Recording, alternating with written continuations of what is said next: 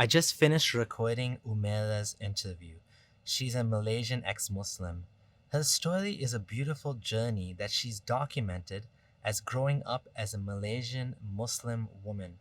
She talks about how it was in her family, her relationship with her dad, what it's like to be a woman, and a lot of other things, including the fear tactics being used in the culture, how women and men are treated differently, how daughters are treated differently. She talks about her sexual awakening. She talks about trying alcohol for the first time. She talks about misconceptions her father had about how hijabi girls are so pious and righteous and pure, and those who don't wear hijabis are sluts and whores. This was quite an outstanding interview, and so I give you Umaira.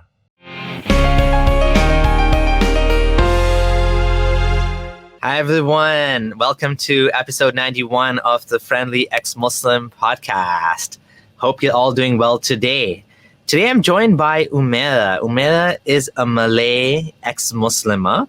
So she's a female ex-Muslim from Malaysia.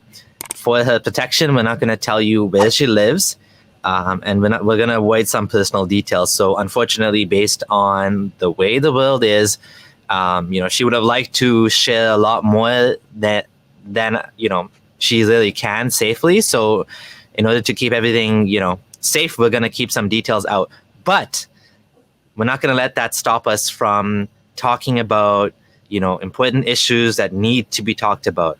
And really, things are more important over there than over here where I am. So in the West, in Canada, talking about Islam is a privilege.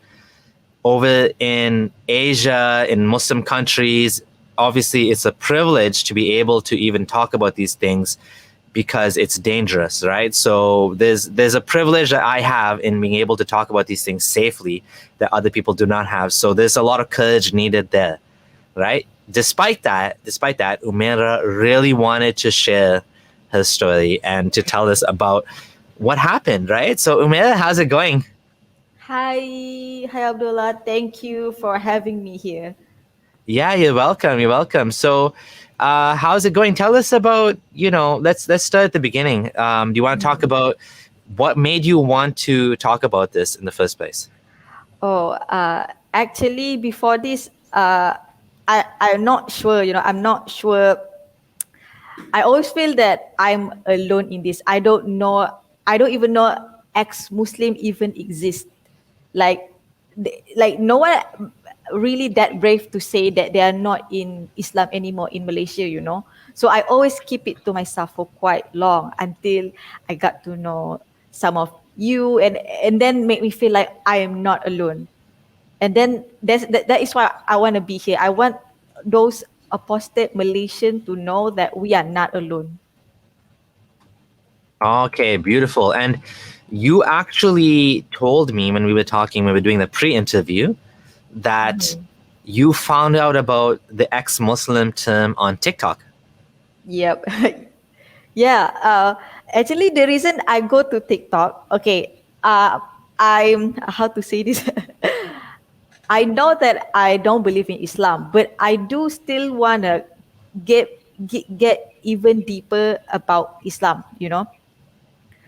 Get deeper about Islam. So maybe all those preacher and all those Muslim TikToker can convince me to go back, because I still feel I have this feeling that I was born Muslim. Maybe I meant to be one. That's why even though I don't believe it on that time, I still want to try to convince myself maybe I can, because I was born in this religion. So when I go TikTok and I look at all those Muslim TikTokers, I feel like, what? It makes no sense. And then they started to share about Infinite Noodle, and then I was like, wait, Infinite Noodle, she's an ex-Muslim, and I started to click on her TikTok, and I look at all her content. She makes more sense than all Muslim TikTokers. And then now I'm here, I'm back, 100% sure that I'm not coming back. That's awesome. Yeah, that's actually one of the important parts of activism, is to make sure that people that do leave Islam, they don't feel like they're crazy, right? Because there's a lot of gaslighting that goes on from the Muslim community, saying that you guys don't know what you're saying, you're crazy, this and that. So like seeing other people that say the same thing, hey, look at this guy, look at this girl, they're ex-Muslim, they're not scared to say it. Well, maybe I'm not crazy, right? Yeah, I mean, it's for me. This is how I see things. Okay, imagine cheesecake. I love cheesecake. Maybe you guys don't like it, and then because I love it, I keep telling, hey, you must like it. Cheesecake is good, good. But in the end, you don't like it. But you're like, okay lah, okay, I like it. It's the same thing. It's the same thing. Y'all think, oh, Islam is good, great, but inside, deeply inside me, I know it's not. I don't want to lie to myself anymore. It's just like that. It's all about the feelings. I just want to genuinely believe. That's it. If I don't, then it's not enough. I don't care about people anymore. Oh yeah. So do you want to tell us a little bit about your family? So I actually grew up with 3 siblings. I got 2 brothers, and then and my dad. He's actually from a cult called Tabligh. Have you heard of Tabligh? Yes. So Tabligh Jamaat are these guys, a lot of them in Canada, in the Desi, the Indian and Pakistani, and very few Arabs. And basically they go from mosque to mosque. They stay in the mosque for either 3 days or 7 days or 40 days. They leave the wife at home with the kids all by herself.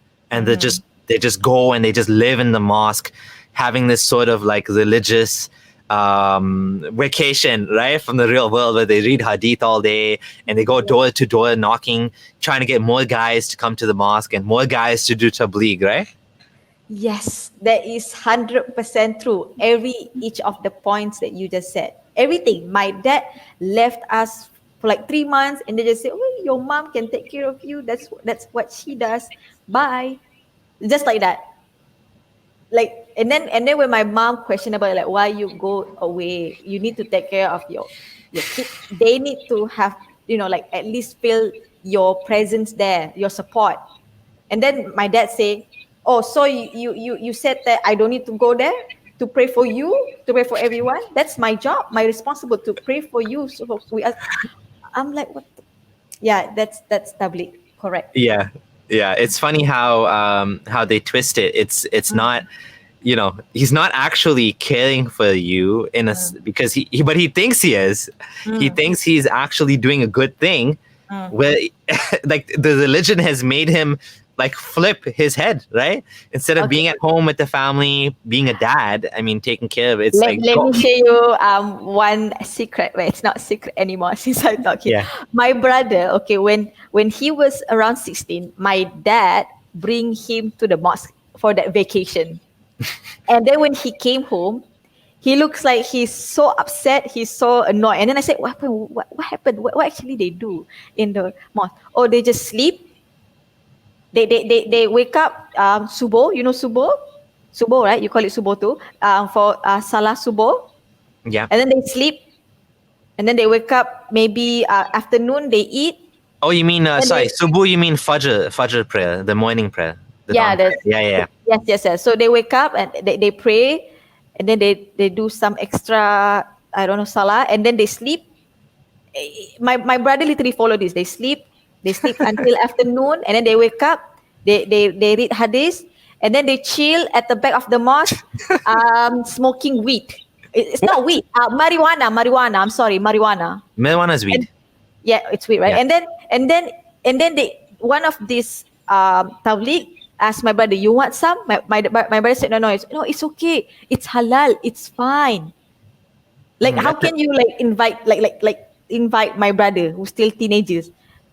Wow, that's I was just gonna say that's weird. Over here they don't do that. Over here they'll eat a lot of curry, biryani. They'll go cook but they don't do drugs. They don't do drugs over here. Over here in Canada, most Muslims would consider weed haram. So there might be a different cultural aspect to it over there in that, like in Malaysia. Yeah. But yeah, whatever the point that you said just now, they did do that. They go, knock the door, come to Islam, whatever. Alhamdulillah. I'm like, there's one time they come to the house, I was wearing short. They didn't say to me. They said to my brother, next time ask your sister to cover the aurat. I was like, yeah, like that. So the thing.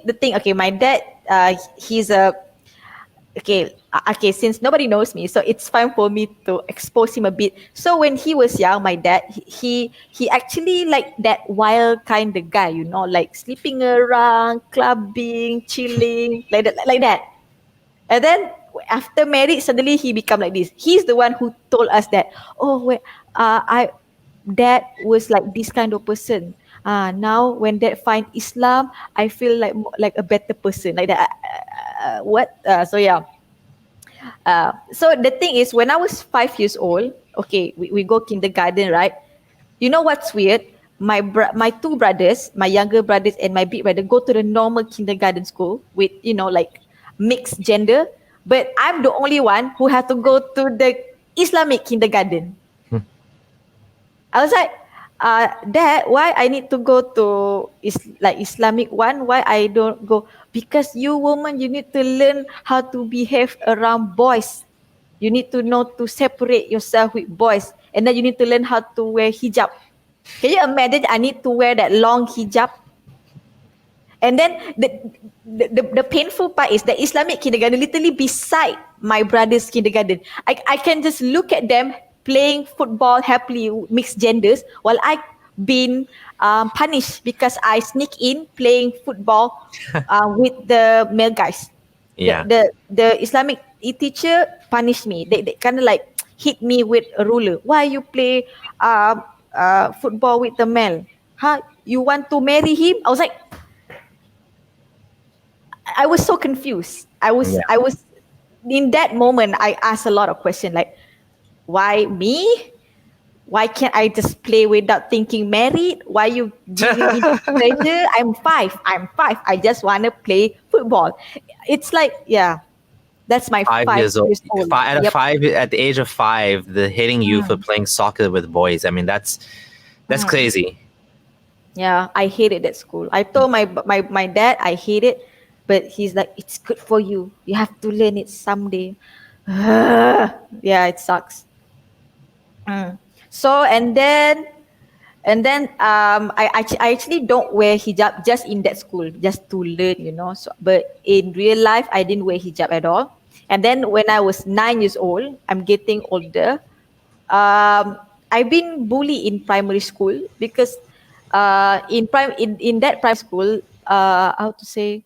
Actually, Malaysia majority is Muslim, which is the Malay one, and then the rest are Chinese, Indian, like that, right? So in my primary school, my public primary school, it was filled with Malay, majority Malay, I would say, and they all wear hijab. Actually, it's not mandatory. It's not compulsory to wear hijab, but they all wear. I'm the only one who didn't wear, and this one, imagine we in the school, we're learning, and then suddenly I'm still learning. I'm sitting at my desk, and the teacher is in front, try to teach something, and then one of the male student stand up and raise his hand and said, "Teacher, why Umaira not wearing hijab? He wants to be the hell member. Ali neraka means a member from hell." Wow, Like, he just said it out loud. Oh my God. I was Yeah. like 10 or 11, and then I don't know how to react. I look at him, and then I thought that, okay, maybe the teacher will say, "Hey, you cannot say that." You know what the teacher said? The teacher said, "Oh, Umaira, he's right. Why you want to go to hell?" Wow.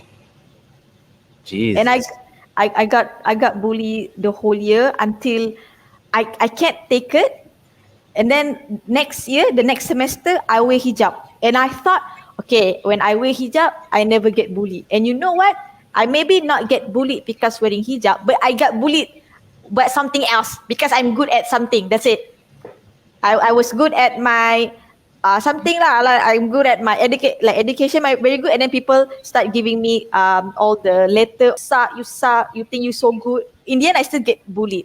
And then it got me thinking, hijab or not hijab, I still get bullied. So fuck it. And then I stopped wearing hijab. For me, it's not about hijab anymore. I knew that time I wear hijab because I want to stop the bullying, not because of Yeah. God.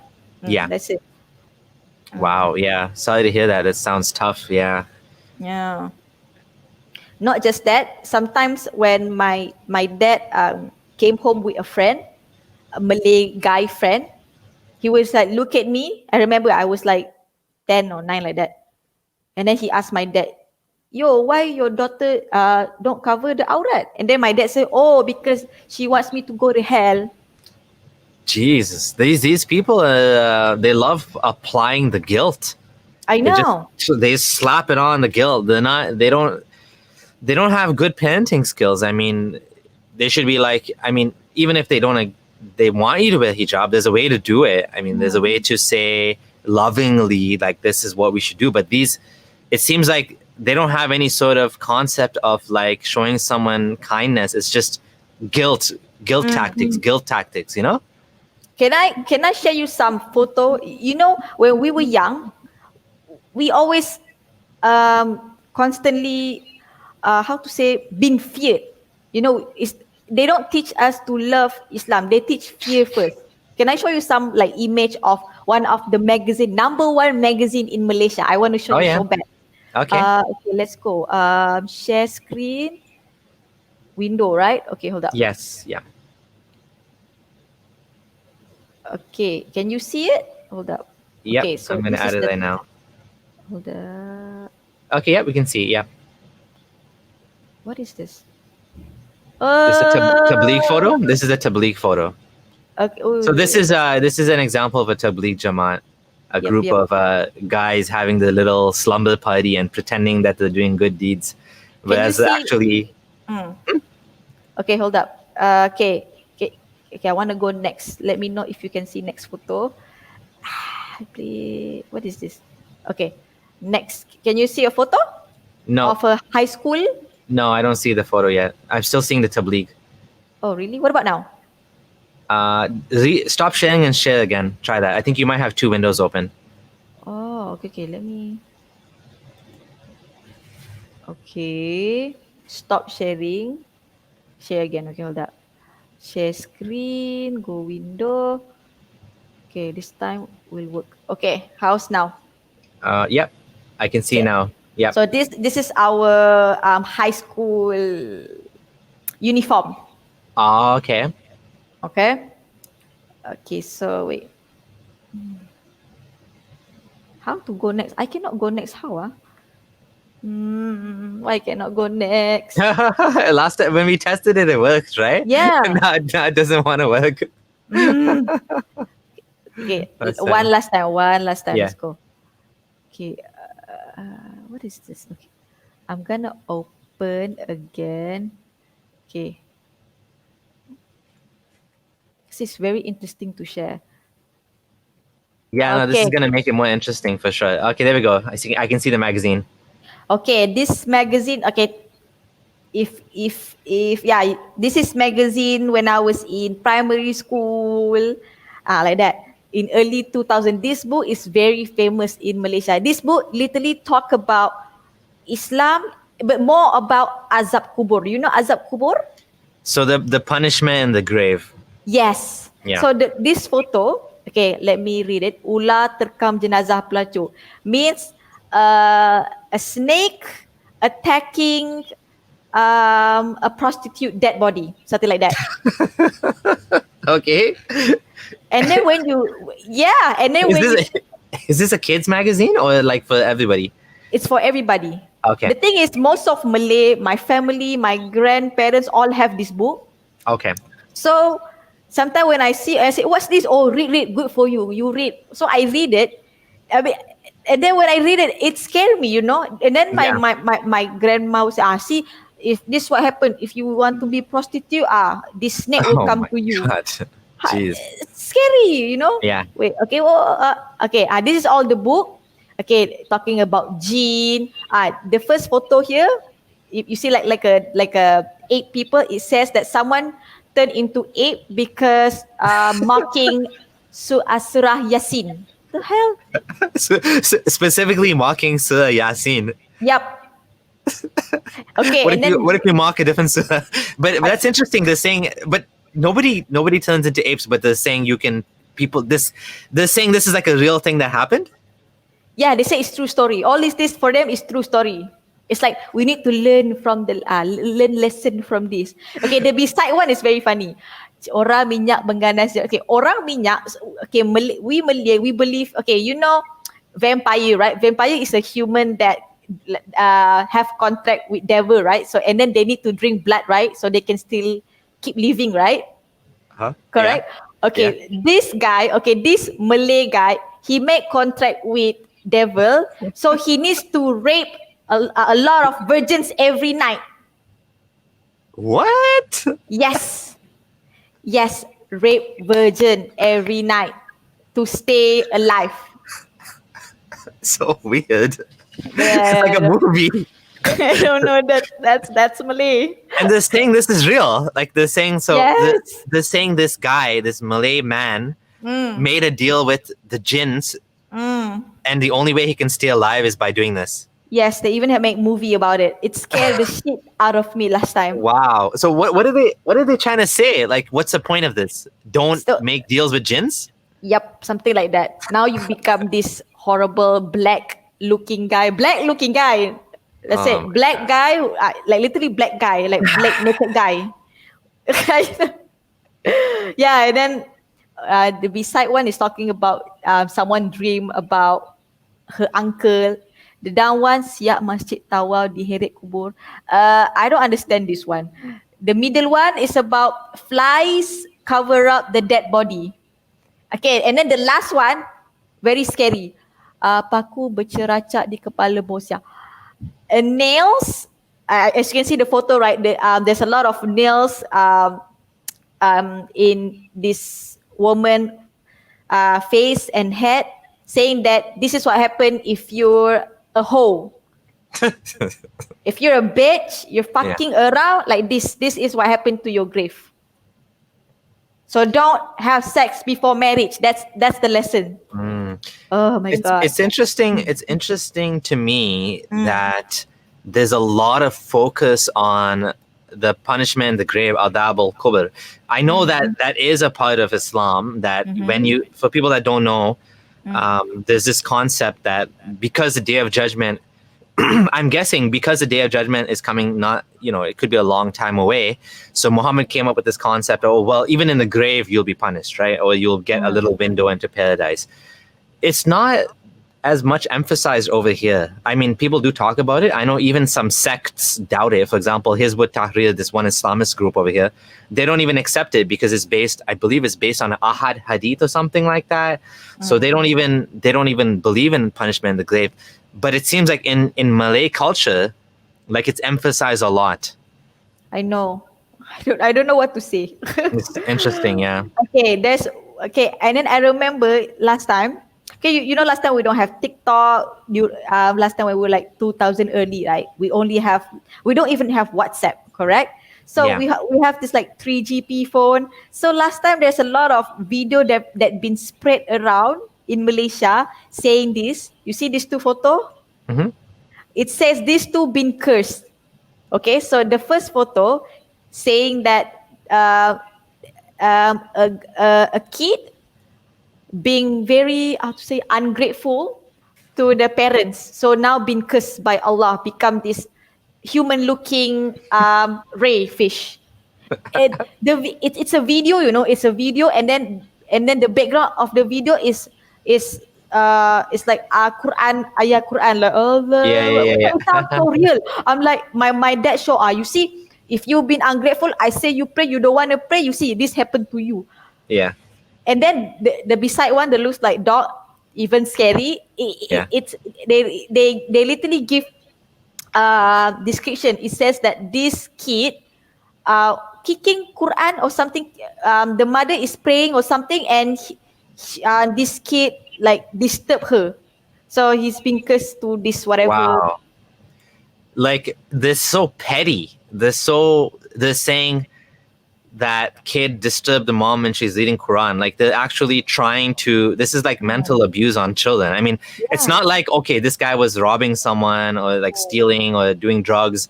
I mean, even doing drugs, I would argue like, okay, it's not the worst thing in the world. You're harming yourself, not others. But no, you turn into monkey human for disturbing your mom and she's praying. Like it's so stupid. Like it's so over the top. Can I share my screen? I want to share something as well. Just for fun. Just no, it's okay. You don't need to stop sharing, but just for fun, I looked up something and look what I found. It turns out that this image was made I know. by a non-Muslim. When I see this, I'm very pissed. I'm like, you scare me. Malaysia, you scare me. I scared when I was young, you know. Now when I look at this, motherfucker, I'm stupid enough to believe this. I'm scared. Even the fish just now is literally just a type of fish, you know. So this lady makes these photos, these like drawings, right? Non-Muslim too on top of it. They're stealing non-Muslim works to scare Muslims. Naughty, like these Muslims who are doing this, very naughty, very, very naughty. They should be making their own image. Like they're so pathetic. They can't even make their own scary drawings. They got to steal it from non-Muslim lady. And they're using that to try to scare Muslims into praying, not disturbing their moms when they're reading. Like it's so pathetic. It's truly pathetic. Like it's just like, you know what I mean? It's like there's no like here you have a lady that's doing something creative. She's adding to humanity's, art, the creativity. They're taking her creativity and they're using that to brainwash Muslims into being obedient, like basically slaves of God. Basically, like they can't even make up their own, little creatures. They're stealing someone else's. Like this is kind of like the example of when, like, for example, my son was telling me he saw how it's kind of funny. Al-Qaeda, one of these groups, they made their own self-driving cars. So they have like a little remote control and they have a little steering wheel. They attach it to a stick and they made a little thing, a self-driving car to blow up people. Like they're using, innovation. They're doing entrepreneurship to basically blow themselves up and to kill people rather than helping humanity, doing something creative. They're taking like something, or they're using, or the example of even any terrorist group using weapons made in Russia, weapons made in China. They're actually using technology, and it's not only Muslims that do this. I mean, obviously there's extremist all groups of all kinds, but they're using Kafir technology to kill. Like it's just ridiculous. Like, you know what I mean? No, it's just sad. So I'm gonna go back to your screen. So this is actually an example of like, childhood indoctrination, brainwashing. This is why, people find it so hard to leave religion because there's so many things they're told which are false, fake news, right? True. Can you see my screen again? Yes, but I still see the monkey and the fish. Okay. Okay, next one. Okay, when I go to high school, right? I still see the monkey fish. I can't see what? I think I need to stop sharing again. Yeah. Right? Yep. Stop sharing. Okay, let me go again. Share screen, window. Share. All right, can you see? Hello? Sorry, yep, I can see. Yeah, I muted my mic, my mistake, yep. Say to those who disbelieve, you will be overcome and gathered together to hell and wretch the resting place. So when I was in high school, so I was in a girls' school, So how to say, and then that girls' school actually don't have a lot of Muslim. I would say maybe 40%. The rest are Chinese and Indian. So that's where I'm a bit culture shock. So I can like socialize with non-Muslim and everything, right? And then when I socialize with them, before this I was awkward because in my entire life I only friends with Malay, But now when I'm friend with them, I get to know them, and it turns out they're not that bad. And then they're like, they're just human. Why we keep saying, oh, they kafir, like that, like, you know. But and then when I get to know they are better than all my Malay friends before, and they never bully me. In my entire life, the one who bully me only Malay. No, Wow. yes. So when I get to know them, and it makes me feel like they are nice. You So know, okay. why do you think that is? Why didn't they bully you, and why did the Malays bully you? First, because they bully me because I'm different. I'm different because, like I told you, I don't wear hijab because I don't care. For that, you must wear. You must wear. It's compulsory in Islam, like that. Because I don't wear. So I don't know. I said that I don't want to wear. I'm still young. You need to wear now. We all wear. What's your excuse? It's like that. Like they just have problem with me because I'm being me. For me, Okay. now I think about it, they're just jealous because I like to be me and they can't because they have this cage around them, which is the Islamic cage that you know that makes them scared to fly away. I mean, that's how I feel. So I'm gonna stop here because I think this is very important to point this out. Being Muslim, whether you're a Muslim kid, you know, especially being a Muslim woman, but even a Muslim man, but less so than Muslim woman, you get all of these expectations put on you. And when someone wants to convert to Islam, they need to understand that, I mean, this is what I hear from Muslim converts too. I've heard, actually, that's why I'm saying Muslim men too. Like, for example, one Muslim convert mentioned, they told him, actually, this guy emailed me and he said that they told me I have to be circumcised. I have to quit my job. True. They have to, right? I mean, that's what. Well, technically, circumcision is it's not wajib. It's optional. It's sunnah, but like it's expected on everybody, right? So all men and even some women apparently. He's expected to stop playing music or listening to music. You know, if you work at a bank, you have to quit your job. You can't have a mortgage. Like, there's so many expectations put on you. If a Muslim woman, you're a convert, you can't dress this way. You have to, you know, wear hijab properly, not just wear hijab. And if you have tattoos, you got to cover them up. Like, there's so much expectations put on you that it's just like, well, you know, you come for the spirituality, but then you get all this nonsense. It's just It's supposed to be for us and God, and now suddenly become for us, for the community, for the people. It's like it's too much. Yes. Yeah. So continue about. So you were telling us about this. Can you see the photo? Yeah, those who disbelieve. Yeah. So in that girls' school, whenever we have Islamic teaching, Islamic class, Islam class, so we all going to separate. You know, all the Malay Muslim will go to this room where they gonna learn Islam, and the rest will, the non-Muslim will go to another class to learn about something else. So during Islamic class, I remember we call Islamic teacher Ustazah. Do you call it Ustazah too?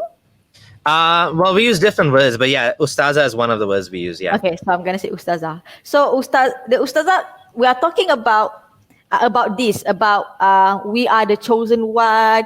We are the only one who been chosen by Allah to go to heaven, and those who kafir will go to hell. And then I literally raised up my hair. I asked the Ustazah nicely. I said, Ustazah, wait, what if the non-Muslim very nice?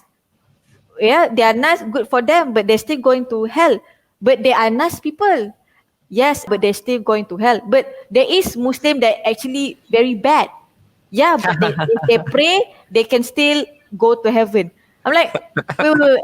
I was like, I was confused. I was really asking this question. And I can see my Ustazah very annoyed.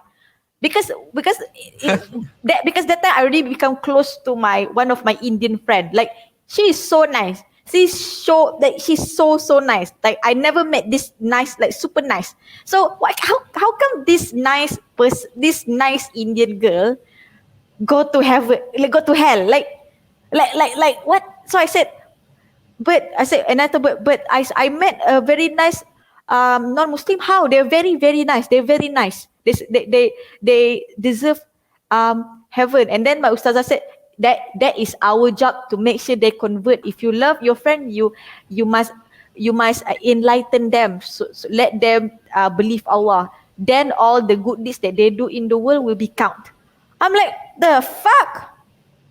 But that time, I actually follow that because I still believe, right? I actually like slightly promote them. Oh, maybe next time we can pray together. I did that, when I think about it, I'm so stupid doing that.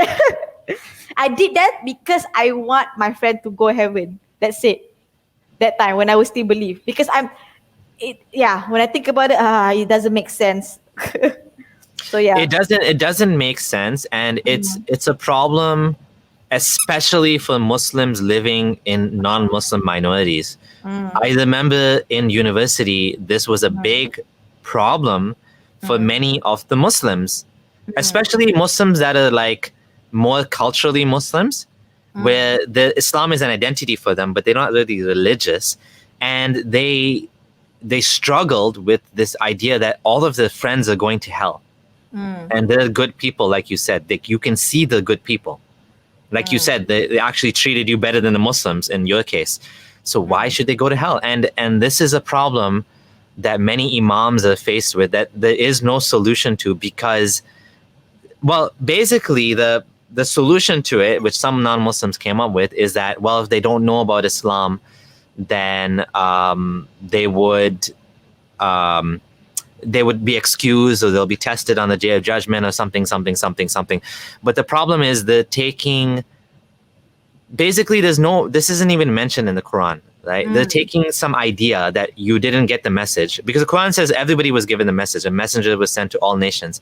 So now they're saying, well, these people somehow didn't get the message, even though they know Muslims in the real life, yet somehow they didn't get the message, and so therefore they'll go to Jannah.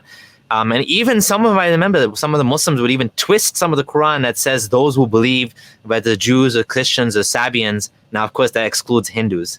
There's no Hindus mentioned. So they will go to heaven. They're all believers. Well, actually, that's not what it means. It means those who believed, meaning they also accepted Islam, right? Or those who believed before Islam, that believed in the Prophet or whatever. But the people today that know about Islam and they reject it, well, I can't imagine how somehow they're saying these guys are still going to go to heaven, or they're going to be tested again. It doesn't make any sense, right? Like, why would you, like, basically say you're testing people, then they die, and then you're going to test them again? Because that's what the hadith says. The hadith says some people will be tested again. So it's like, what? Like, so you failed in testing them the first time, you got to test. It's just nonsense, right? And so this is a big problem for many Muslims who have good hearts. If you have a good heart and you have a good heart, you don't want anyone to be punished. You're actually better than Allah, right? Yeah. And then you know what Malay believe? I'm not sure the all Muslim Malay believe. You see all Chinese people, all Indian, all rich, and they're happy with their life because Allah gave them heaven now. Later when they're dead, they're hell. You see most Malay, they're not rich, and then they always have a lot of like struggle because Allah loves us. I'm like, what? Because it's hell for us now. So we need to always sabar, patient, always pray, remember Allah. When we, after judgment day, we'll get the heaven. I'm like, what kind of logic is that? And I said, okay, what if there's a rich Muslim? Oh, they rich mean they have other struggle. Means they rich, Allah want to see whether they pay zakat or they help people with the money. They do. I'm like, well, there's so many excuses, I'm like, it's just non-logical anymore. It's unfalsifiable. It's one of those heads I win, tails you lose sort of thing, right? Okay. Can I share photo again? Wait, hold up. Okay, let me know if you see this. Okay, the thing about Malaysia is people don't know. We have one of our country have a very high case of rapes and dumping babies, newborn babies in public. Can you zoom in a bit? Okay, can. Okay, yep. so okay. This is around my time when early 2000, Melayu paling ramai jadi masa. Means Malay is the most victim are Malays. So it says most of the rape victims are Malay, and this is the 9 rapists, and most of them are Malays. It's like I realized that when there's news, everything is about Malay. Even dumping babies. I show you photo. Wait, can I go next? Wait, hold on. Okay. Can you see? Yep, I Okay, can see. Yeah. rogol anak kandung. This guy, this Malay guy wearing kopiah, he raped his own daughter, and the daughter is only 10 years old. Okay, so what are you saying about this? I'm saying that during even until now, and from my time until now, there's always a rape case, and it's more from Malay, not from Chinese or Indian.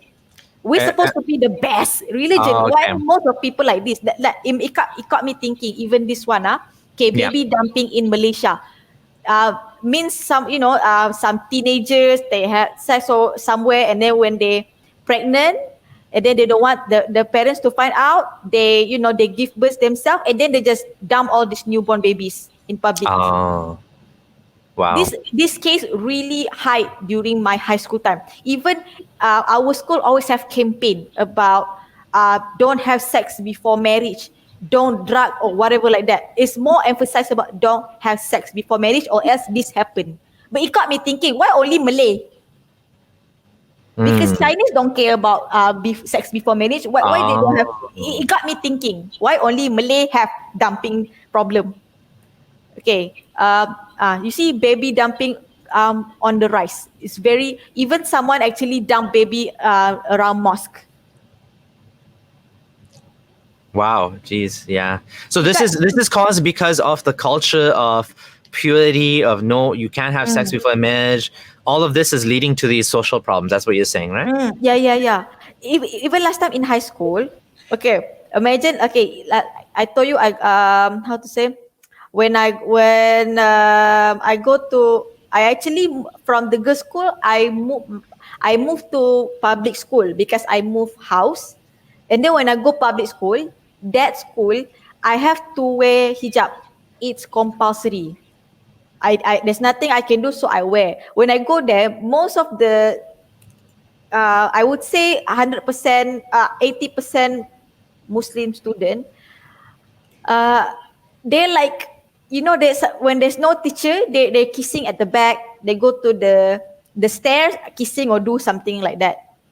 And for me, it's a culture shock for me, because when I was 14, my head only thinking about study, just school.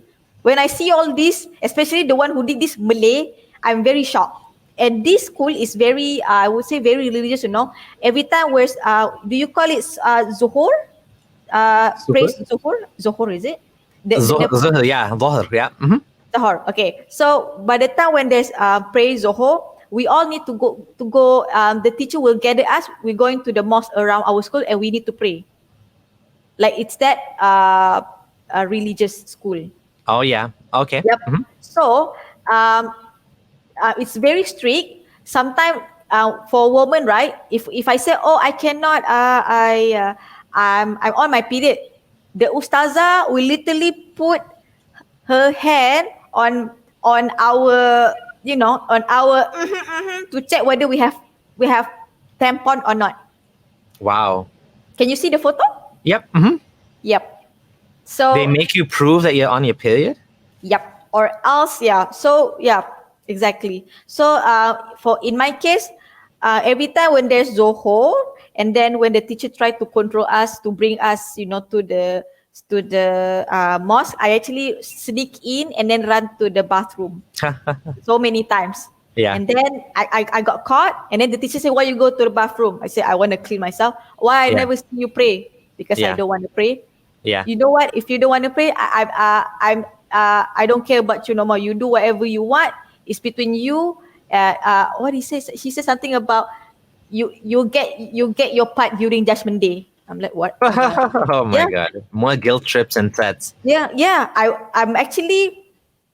I was surprised that time. I'm actually not guilty, because for me, I want to pray, but I want to pray when I want to pray. I want to pray because I feel like I love Allah. I want to pray, not because you ask me. Because if I go that time, I know I'm praying because of they ask me to, not because I want to pray. I really Yes. hate that.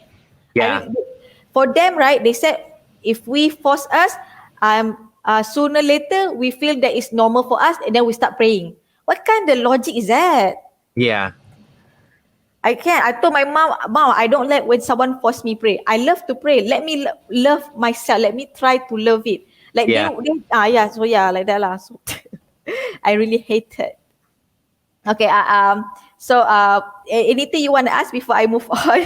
No, so how do they ask you to prove it? I didn't really get that. Like, how do you prove you're on your period? They want to see your blood or something? Like, it's crazy.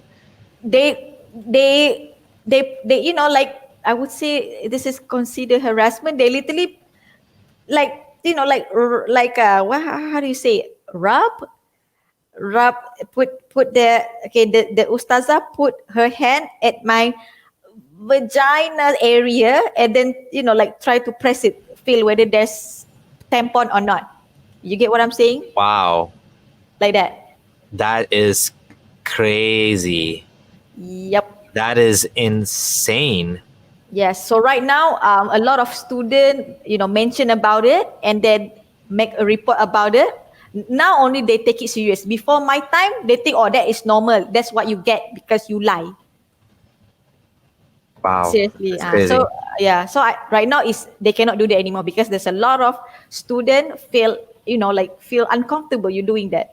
Yeah, they're lying. They don't want to go to, to go to pray. But you have no right to put your hand and shove to my vagina to check that. Yeah. That's scary. Yeah. That's crazy. Yeah.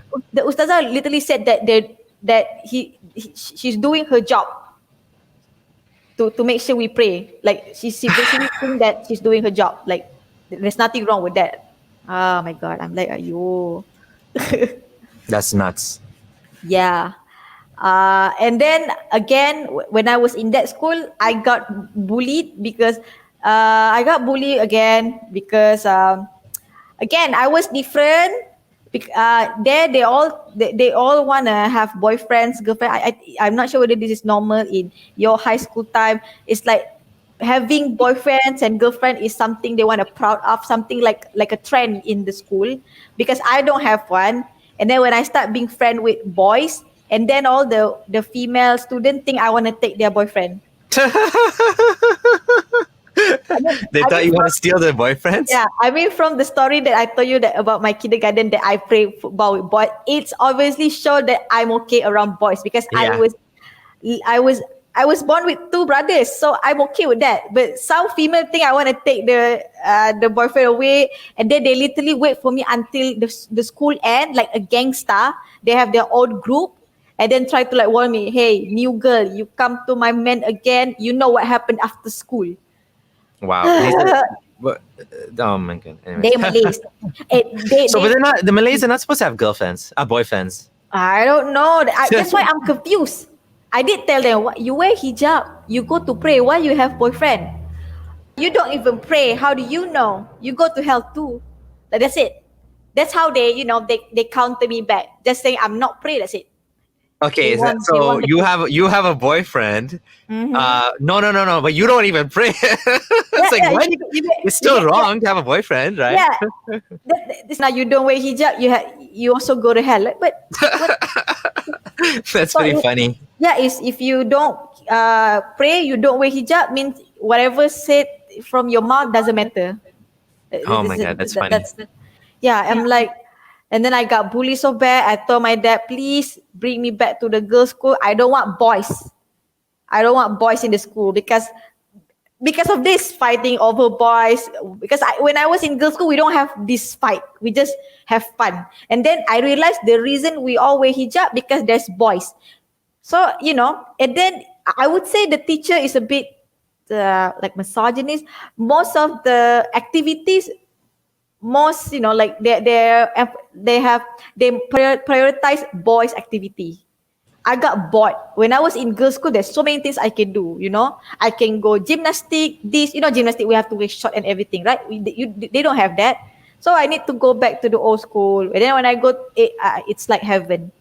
So yeah. Yeah, that sucks that in that culture that they prioritize boys over girls. That's unfortunately. Yeah, it's true. Like, there's nothing we can do. Even we want to like Yeah, we want to go jogging or we want to have sport in the school, we still need to wear hijab. I'm like, are you kidding? It's hot. When I say it's hot, hell is more hot, they said that to me. I'm like, I hate it. So that's my high school years. So when I finished my high school with in the girls' school, I that school, even though it's the girls' school, right? The Malays there, they wear hijab, right? I don't wear hijab because it's not mandatory. I shit you not, the one who wear hijab, it's not because they want to wear hijab. They want to cover something, There's one time there's no girls' school. There's no class. There's no teacher in the class. All this girls' school where my classmates wearing hijab. They at the back of the class talking, and I was like, hey, what are you guys talking about? Oh, we're talking about sex.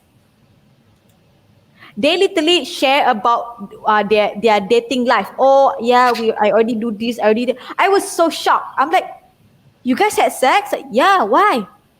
But that's haram. You're so old school. I'm like, what the fuck?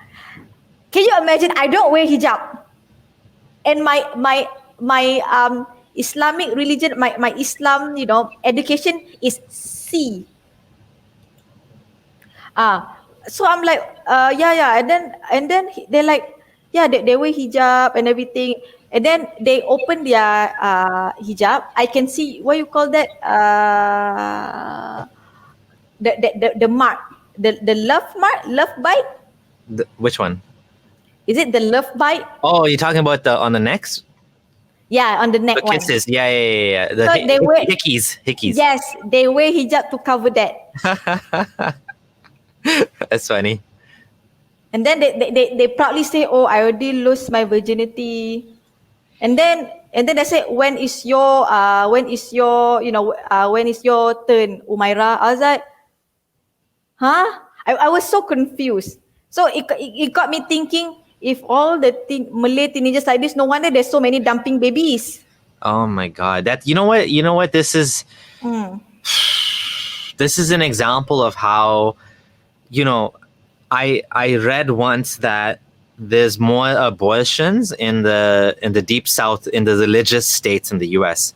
And it makes sense if you think about it, that it's exactly what you're describing here. It's just like there's more gay sex in Saudi Arabia. It's when the society is so repressed sexually, it's not like it stops the sex. It still happens, but it just goes underground, and it creates all these other social problems, like you said, baby dumping, and it creates this extremism, this sort of but people can't really, they're still going to do it, but it just creates like worse social problems, rather than people just being healthy and having relationships more openly and able to talk about it with their parents. They don't have to hide it. They can just use protection. They don't have to be embarrassed about using protection. They can just go to the pharmacy and pick it up. I guess over there, can you just go and get like condoms from the pharmacy easily as a Muslim woman? Can you do that? They will give you the look. You know what funny in Malaysia? Whatever Hollywood movie that come here, right, or any series, all the kissing, the sex scene, all been censored. So when you watch, what happens suddenly? There's two boys, one boy, one girl, and then next day, what happened? They just cut it out. Yes. Oh, they don't like black it out. They just cut. They will. It's just gone. Yeah. Suddenly, first we see two couple in the bed, and then next scene they already wake up in the morning. That's funny. And for me, I used to, but if you do this, I will go to the internet and find it. By the end of the day, I can still watch it. Yeah. Same thing. Even I talk about this with my Malay friends. I said, how's your mom? Will you talk about this? They always say, oh, my mom say, hey, don't talk about this. I don't want to hear. Don't talk about this. Don't look at this.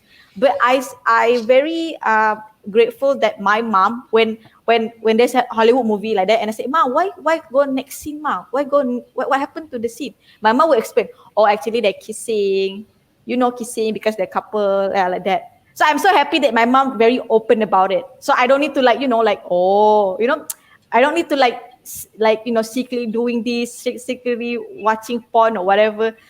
I shit you not, all those Malay friends, my Malay friend, they have DVD of Malay porn.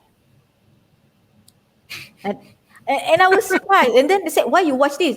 Oh, because I want to know about this. Why don't you just discuss with your parents? Why you want to discuss with the parent or something like that? Yeah, that's again a problem with a sexually repressed society, is that they can't talk about sex, right? Like I totally hear you, because I mean, and unfortunately, let's be honest, like pornography is not the best place to learn about sex, because Yeah. it's unrealistic. It's not like, I would tell my kids, something really different than what happens in a movie, because in the movie, first of all, the movie is all male, pornography is very male. Most pornography is made for men. So it's focusing on very specific things. There's no foreplay, it's not meant to teach you about sex, which is, and if the society doesn't want to talk about sex, so is there sex education in school over there? That's the thing. I mean, they have it, but it's just more about biology. Like how it's like biology. Okay. How body Okay. made. Okay. I got it. Yeah. Yeah. Yeah. It's, what about safe sex? Do they talk about safe sex? No, that's the thing. That's why there's dumping baby. They never talk about safe sex. Nothing. They only emphasize no sex before marriage. That's it. If you want to have sex, you marry first. That's it. That's so bad, because I remember, I'm thinking if this was when I was Muslim or not. I'm trying to remember. I think when I was still Muslim, I used to think that sex education is good in school, even though, because I was, even as a Muslim, I think this was as a Muslim, I was concerned that if you don't teach people, because I knew I grew up in the society and I knew people were having sex pretty young too, like in Canada. And I when I heard about that, when I grew up and I had my own kids, I realized that you have to teach kids about safe sex. You can't avoid that topic, because if you do, they're still going to do it anyways. So, this is important. This is important to talk about this. And you're saying they don't talk about it. Yeah, true. Yeah. It's Because abstinence, they're saying, oh, don't have sex, but they don't teach you how to do it safely. Yeah, exactly. I mean, that's why I'm so scared to do it. Not just because of that. If people find out that you did it, or you're pregnant before marriage, it's like you make your family very, like how to say, like a bad name, something like that. Okay, yeah. One of my neighbors, last time, she wear hijab, but suddenly there's a rumor saying that she pregnant before marriage, something like that. And yeah, I found out. I found out about this, and then I remember my dad was like, okay, I already like teenager, right, or 70 like that. I still don't wear hijab. My dad very very mad at me and said, why you don't wear hijab? You see your neighbor wear hijab, very nice, very pleasing the eye, or something like that, like look very we call Muslimah. Why you don't wear? And then I said, Dad, she literally pregnant before marriage. Like she did it. She's not that nice. Your dad, hold on, let's just like stop here. This is so interesting. Your dad is telling you, daughter, why aren't you like the nice girl down the street? She wears her hijab so nicely. And you're like, Dad, she's having sex. Yeah. So already. She had sex already, Dad. So what's your point? Don't look there. Look at how she wear. But Dad, I wear like this. You told me if people who don't wear hijab is a hoe. Who's the hoe here? I don't do anything. I don't even date boys. Yeah. I follow you. You said no date. I don't date. I never kiss a boy. Nothing. I'm literally a virgin here. So I'm the hoe, not her. That's her problem. But look what she wear. I want you to look what she wear. I'm like, like that. She's for him. I'm still the hoe. Like there's one time she's really mad. She literally called me, "Hey, you hoe." Like imagine your dad said it to me. Your dad said that to you. I'm a hoe just because I wear. So it really gets me because I'm the first daughter, and then he said that okay, let's talk about when I'm already like 20 plus, I start dating, right? I don't date Malays because like I told you, I'm different. I don't like people say it. When you date Malay, they will ask you on text, "Have you prayed yet? Have you this yet?" And I'm just be honest. Oh no, I did not. Why you don't pray? Because I don't feel it. I pray when I feel. I just don't like they try to call it da'wah. Is it da'wah? Dawah, yeah. Yep. Yeah, da'wah me like I believe in Allah. Just shut up. Just this is my it's very private. Yeah. It I should can't be. just inshallah, I can't do that. I have Yeah. to make sure I'm genuinely say it. So Yeah. that's why I don't date. Because I remember when I date Malay last time, he told me, I love you, I know you nice, but can you start wearing hijab now so my parents will like you more? I'm like, your parents is God? No, so why want to pray? They want me to have a good Muslim woman. I'm still virgin. I just don't wear hijab. That's it. Yeah, but if you don't wear hijab, they will think you a hoe. That's their problem, not me. Yeah. Just want to stop for 1 second and say thank you, Sharizan, for joining the channel. And those of you who are liking the content, please do like the stream now so that YouTube knows that this is a good stream, and to keep sharing the content to other people, to keep showing it. And as well, if you're not a subscriber, please do subscribe to the channel. It would be most appreciated. And you can also join the Patreon to continue supporting me.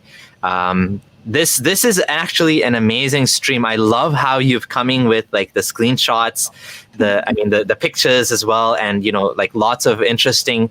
It's like you've documented this from like beginning to end, like when I was growing up, high school. Like you have it all like planned out. It's beautiful. Okay, so can I continue? Yes. Okay, so I start to date this American guy. So basically that time he's my boyfriend. So I got very close. It's been many years, and then I feel like I want to go more to marriage. But then I think about it. Okay, actually my parents have a very abusive relationship, as you know how tabligh works, right? They leave the wife whatever, and then if my mom talk back or something like that, let's just say if my mom just questioning what he's doing or disagree about something, he just beat my mom, just beat the wife like that, just beat him. And then there's one time my mom said that he did rape my mom. So growing up having a dad like that is just like, it does make me want to questioning Islam a lot. But at the same time, I keep telling myself, is my dad does not represent Islam. Maybe it's not the Islam is my dad. Even though deep inside me, I know he actually used the Islam as excuse to do that, because it's sunnah to beat wife. Is this sometimes he threatening my mom, if you become a bad wife, I will marry another one, like that. So it's like it's very toxic like that. My mom did told me, I did ask my mama, why you marry men like this? And then my mom said, last time when we were dating, he looks very nice and everything. And then when we start to have, we live in the same roof, he's like another person. It made me very scared. So I planned this with my boyfriend. I said, okay, I know you agree you want to convert, but how about this? How about you don't convert first? We don't need to marry. We stay in one house first, in like 1 year or whatever. We stay together first. Let's just make sure we don't get you won't get me pregnant. We just stay and see whether we click or not together by staying together. And then if we click, then you can convert, then we get married. I want to do that because I don't want to repeat my parents mistake. So you hear me, right? Yeah. No. I'm listening, and I hear what you're saying. Yep. So I explained this to my parents. I said, I know you guys want me to have halal relationship, but hear me out. Can I stay together with him? I swear to God, I have no problem, swear to Allah, to you guys, that I won't do those things.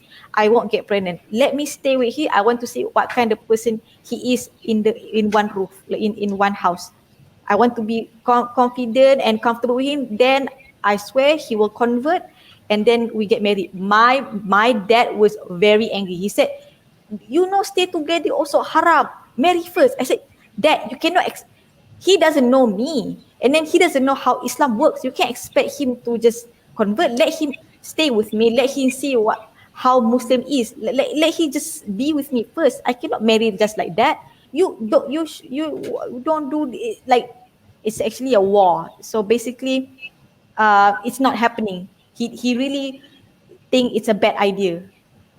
Even I said, because I was very pissed, right? I said, Dad, I want to do this because Mom said you were very nice before, and now you like an asshole, and I don't want to be that. And I've been slapped on the spot. Oh. But it's worth it. Like that is the first time when I've been slapped, I'm happy because I managed to say it. So yeah, I was very, So yeah, even it doesn't work, and then let me show you some. So hold on, before you go forward, I just want to point out a couple of things you said, which are very important, or like worth talking about.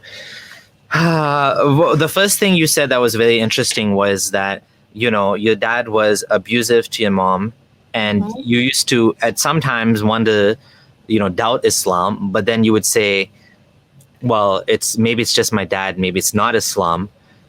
But then you also realize that, well, Islam actually enables this, and that's exactly what it is. Islam enables this abuse because it puts the woman under the man in so many ways. It's not an equitable marriage relationship at all, because the man is allowed to beat the wife according to Quran 434, and he can beat her just for, he doesn't even need to actually, she doesn't have to actually do anything. He just has to fear nushuz. Nushuz means rebellion, you know, transgression, whatever. Basically, if he thinks that she's gonna do something, he can hit her. That's what the Quran says, and there's steps he has to take, right?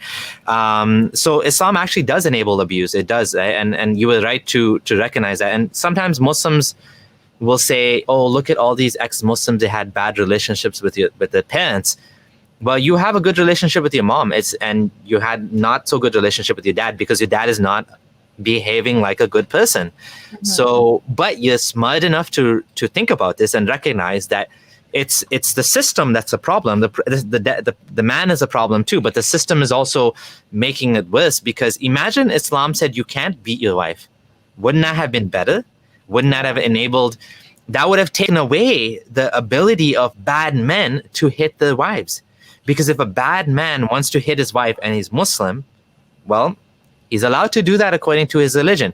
Now, if a bad man wants to hit his wife and Islam says no, well, then the system is against him. The mosque would be against him. The imams would be against him. The wife would be against him. She can say, you're a bad Muslim and I'm going to take you to court for hitting me. But now he's enabled. He's allowed to hit his wife and to beat her.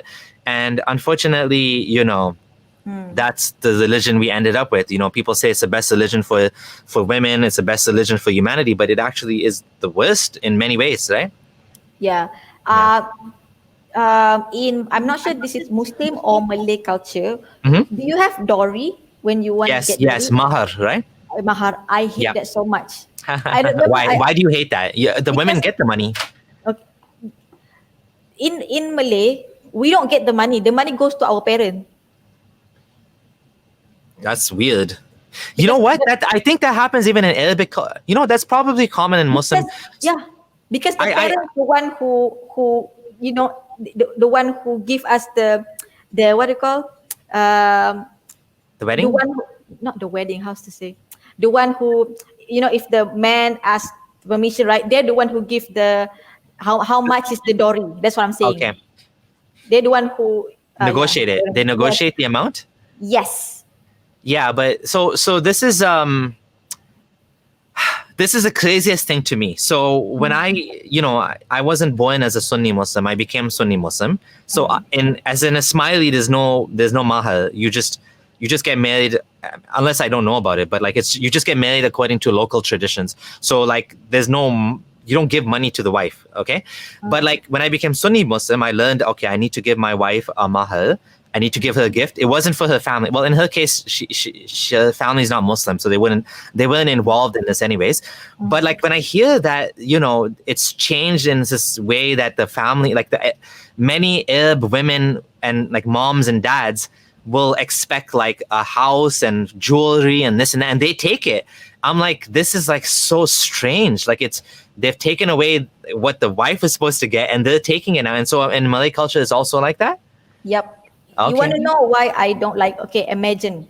Last time, how to say? I did tell my mom that I'm going to marry with the American guy, and then my mom Yeah. said, okay, then your dowry is around 30,000. I'm like, huh?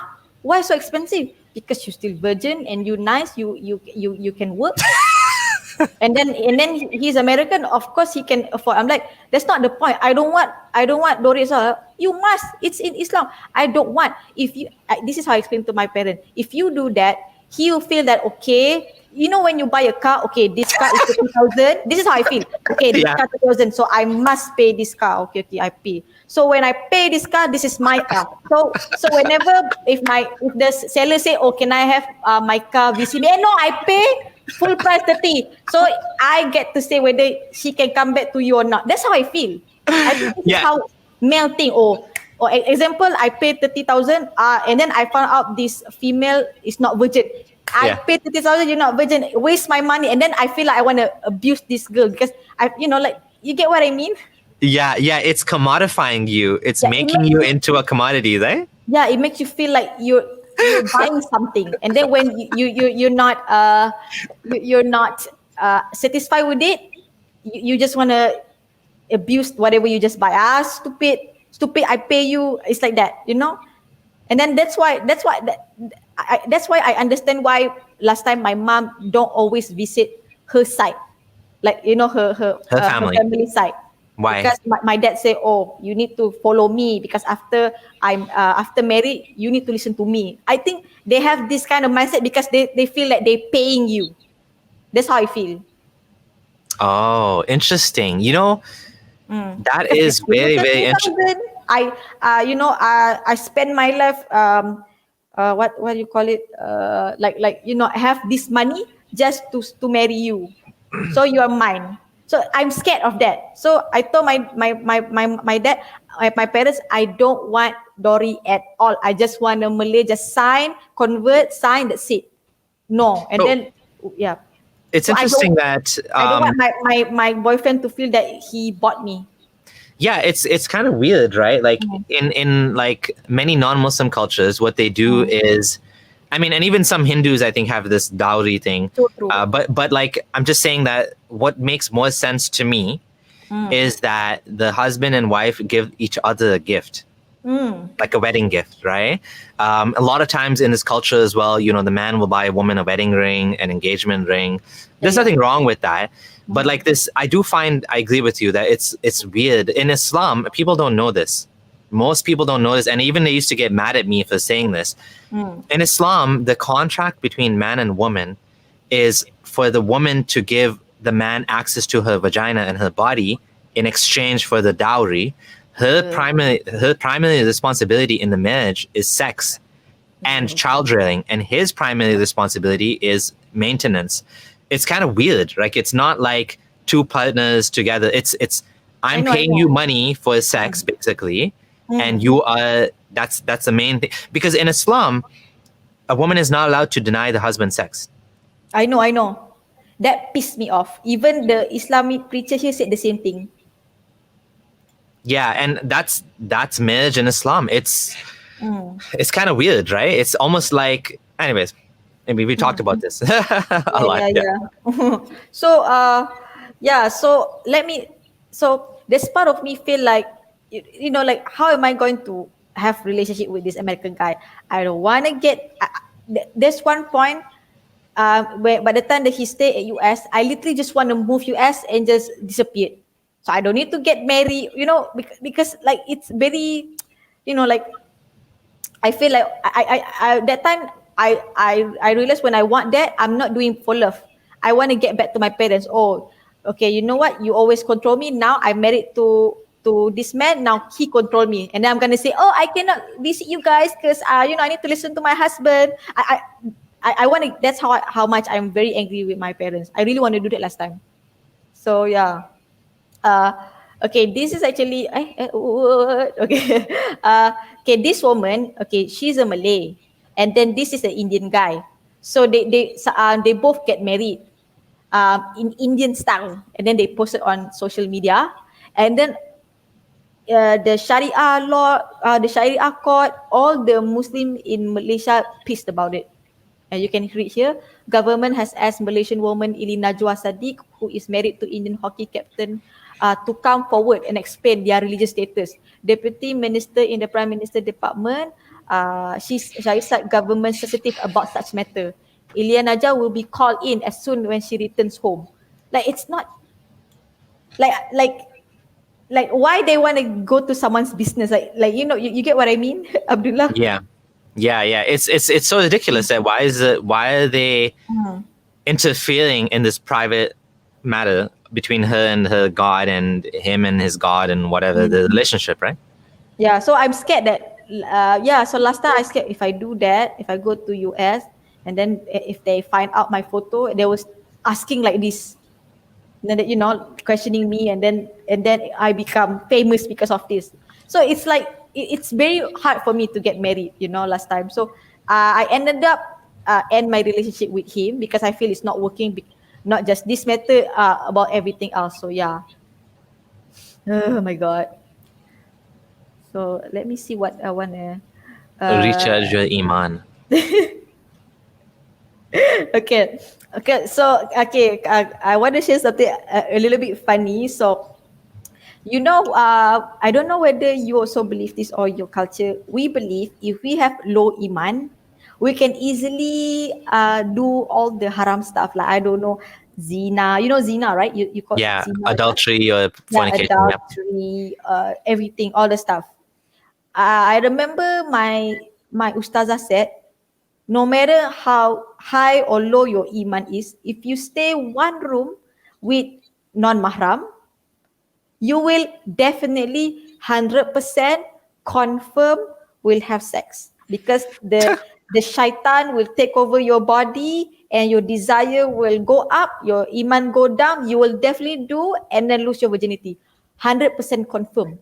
I even asked all my my Malay friends last time who did it, the one that wear hijab, and I said, is it true that when you first time in the room you will do it? Yes, Umaira, you will do it 100%. Confirm. You don't pray, right? You will definitely lose to your desire. So that phrase itself, that statement haunted me, because when I was with my boyfriend, I didn't do anything because I stay with my parents. Yeah. So when I go out, just out, I never go to his house. It's very casual, like that. Like, I'm very respectful. So when I started to be single, my parents already divorced. Thank God.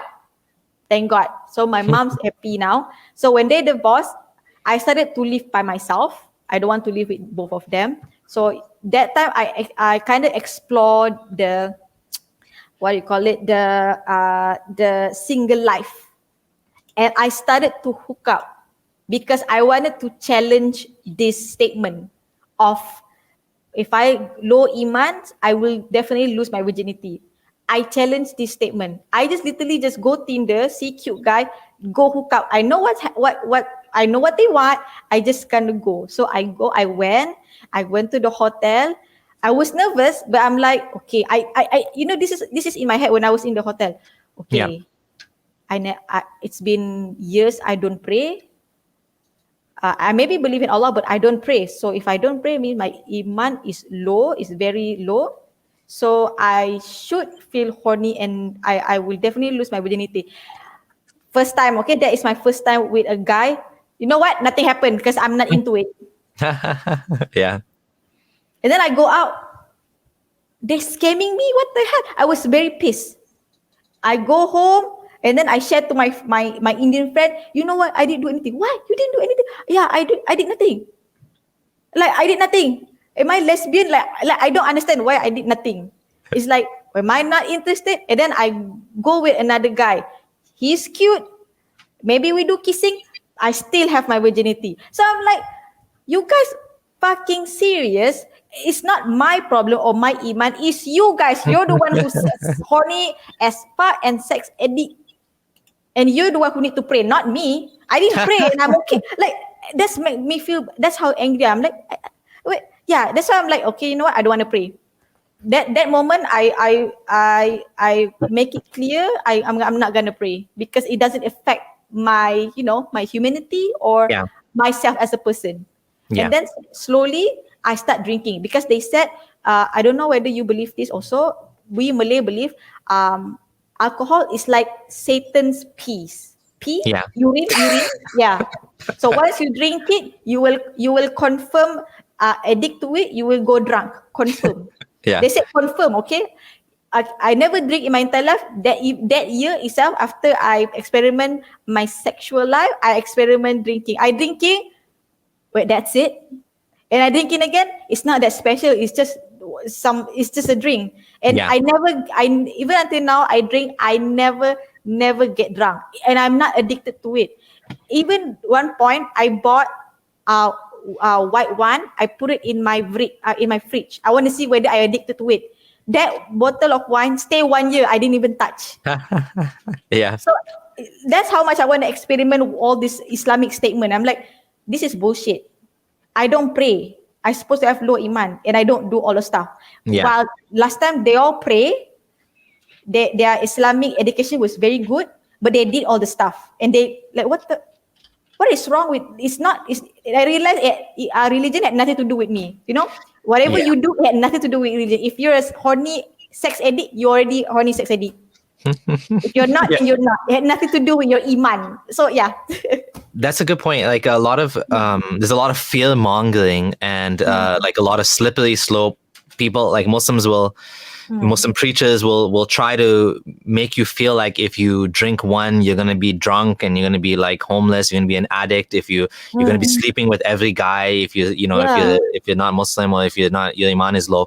But the reality is that a lot of these things have nothing to do with the religion, and they have more to do with your personality and your values as a human being, not as a Muslim or non-Muslim.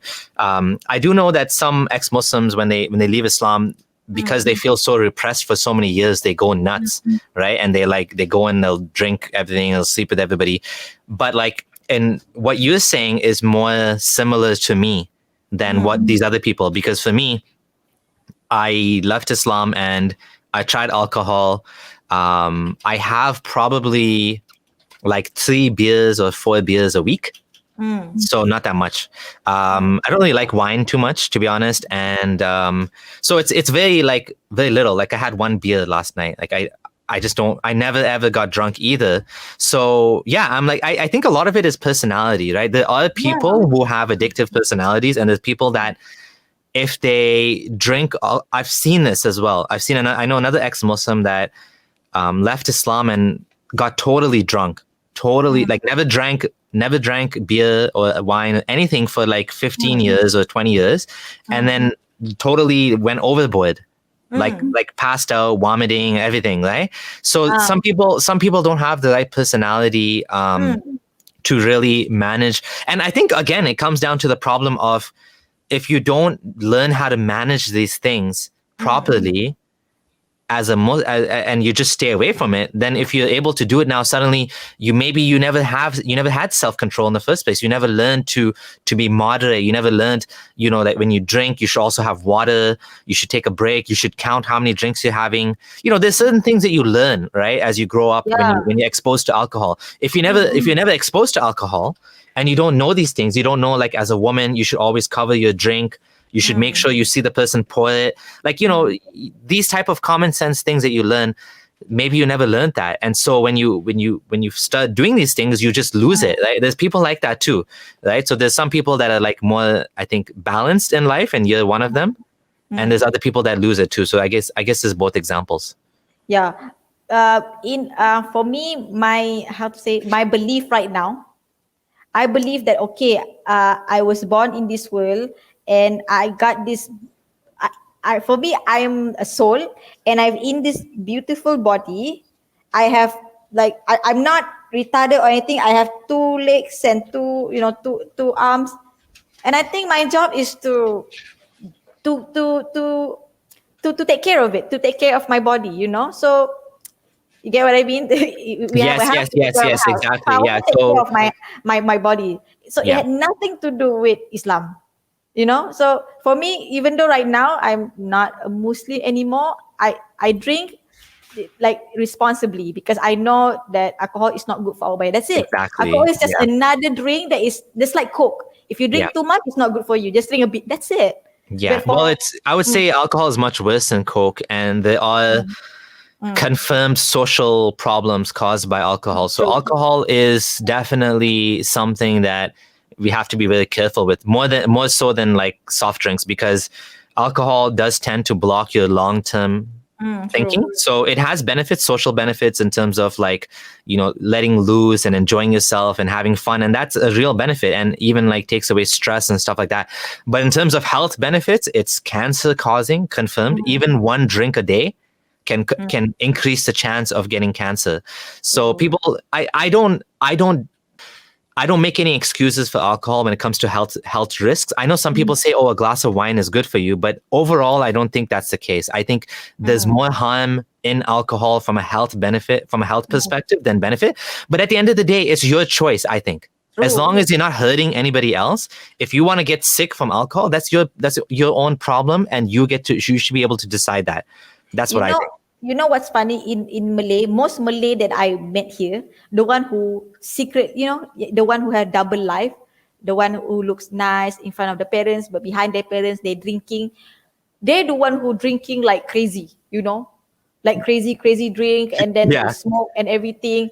And and nobody hates them because they still go home, they pray, and and people hate me because I'm just confused, Because I'm you're like, honest. You're honest yeah, about it, and they're living double lives. So they're basically hypocrites, right? yeah. They say, oh, this kind of people have the audacity to say to my face, oh my God, why you don't believe in Islam, like that, like that. Like I asked my friend, um, how to say, like, don't you feel like you're hypocrite having two life? Huh? I asked my friend, okay, her name is Ena. Like, don't you feel like is it weird to have two life, Ena, like that? And then she said that, Umaira, this is the way. Like, this is the only way I can go to club. They okay having this double life. Like, I don't understand because because from their You know, perspective, it's because from their unfortunately, perspective, yeah. they know they're doing wrong. So they're thinking, okay, I do it double life now, and then when I get married, I forgot about it. I become good Muslim. The thing is, it's unfortunate that that's the society does that to them. They don't know how to. They don't want to. If they don't want to face the cost of being open about who they are, right? Yeah, but the thing is, they know whatever they're doing is wrong. So they means they know alcohol is wrong, everything is wrong. They say, I know it's wrong, but I'm still young. I'm gonna do it anyway. But when I Yeah. get married, I will. What you say? Taubat? Is it taubat? Toba, yeah, like Yeah, ask for taubat. forgiveness, yeah. Yeah, I most of my friend now, the one who did all those stuff, who party hard, now they're the one who wear hijab and then have normal life. And then every time in social media, oh, alhamdulillah, alhamdulillah. Like, bitch, I know you before this. I want to puke. Yeah. And then I'm still the same. I'm the same person. And then they started, where you want to get married, where you want to wear hijab, when you want to this, when you want to that. Oh my God. You get what I mean? I'm me and you, we have similar personalities. We're very open. We like to Yeah. be ourselves. We don't like to be fake. We don't like to hide who we are. We just want to be like I left Islam and I told everybody. Unfortunately, your situation is more difficult. You can't become open, safely. So that's the shitty thing about it. But in my case, it was just I have no risk, so I did it. Okay. And then after that, when I explored this single life, and then I realized that, okay, this hookup thing is not for me. Yeah. That is literally already said that. It's like, how to say, prove that statement wrong. and then now I'm like, okay, now what do I want with my life? And then I start dating again, and then I date with this Arab guy, and I really like him, and then we date, and then and then we become girlfriend boyfriend, and then I thought he's like me, as in like not religious Muslim. Then the more I know him, he slowly opened up, said that he's actually apostate. I was shocked. I was shocked. I thought that I was shocked, at the same time I'm mad, but that time I was shocked, but I respect him for saying that out loud. This is the first time in my entire life hearing a Muslim said, "Oh, I don't believe in Islam, I live Islam." Like, it makes me interested to him, and I want to know more. And the fact that he's Arab means he understands Quran very well. I asked him, ask him for help to translate everything, and it makes me become more apostate. Thanks to him. And then I really love him, and then that is where I started to sleep with him. And then that is the first time I noticed I'm not having sex. I did not having sex with him. I make love with him. I think this is a lot of Muslims don't understand what is make love. Yeah. So I get it now. So I don't know, like, then what they are thinking, we cannot, couple is haram, so we just, I don't know, couple is haram, and then we need to get married first, and then when we get married, we have first night. What I'm saying is that first night is like, we don't have the chemistry, so it's going to be painful, because I did ask my mom, my friend, how's your first night? They said painful, because for me wasn't not that, because my boyfriend, be gentle to me and try to understand me, like, make laugh. Yeah. So it just make me thinking like what, like I remember someone said that we have to marry not because of love, because of Allah. Have you heard that? Mm-hmm. So it's half your iman, right, to get married. Yeah, it's like, if you marry because of love, it's not gonna work. It's not gonna work. They're saying something like that. You need to marry the man because of Allah. I'm like, means the sex is just for men, right? If that's how they thinking. So it's just messed up. It's really messed up. And then when I go TikTok, even though I already have my boyfriend to explain about all this apostate, everything. Okay, so my boyfriend tell me the bad thing about Islam. I want to know what other Muslim talk about, the good thing about Muslim. I don't know why I'm still trying to see the good thing about Islam that time. I don't know why. So that's why I go TikTok. This is what I told you. I go TikTok. I literally follow all Ali Dawah. Mm-hmm. That guy, the guy that you talked before, Cactus Boy. I follow him. I remember you have that point right. A lot of converts, before they convert, they were messed. Either they're alcoholic, they are not capable of controlling themselves. They have this issue. So when they convert to Islam, they feel like, oh, Islam helped them to control them to be better person. For me, it's not Islam. You're the one who need like, dude, I'm a Muslim, and look how chill I am. Like, what do you mean Islam help you? What do you mean? You're the one who needs. Like, it's just. So, and then I see a lot of all the TikTokers, and then they talk about infidel noodle. They was trolling infidel noodle for saying bad things about Islam. And then I was like, infidel noodle. I click infidel noodle, and then I look all her content, and I'm like, okay, she is more convincing than all those 20 Muslims. Whatever she talk about, I read back in Hadith, I read back in Quran. And it makes more sense the way she interpreted it, so it makes me 100% sure, okay, what are you doing? You keep trying to convince yourself you're a Muslim. Like what, so that's why I left. And so they actually did a favor. They actually shared ex-Muslim content, which is good. We want more of that. Yeah, you need to thank them. Yeah, and then slowly I got to know you, because got two boys talking about you. Oh yeah. And then I started to follow you, and then I started to follow your YouTube. Thanks to them. Awesome. Thanks to them. So let's see what's next.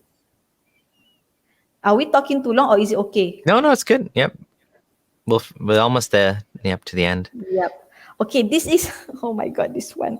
Okay, even though I already confirm I'm not believing this, but I want to listen to all the Malay preachers. Before this, I only listened to TikTokers. Now, how about I listen back to Malay preachers? Okay, this one, the first one, Ustad Azhar Idrus said that if a 2 years woman get married, means it's sah. You What know does what that mean? sah? Sah means it's what is sah means?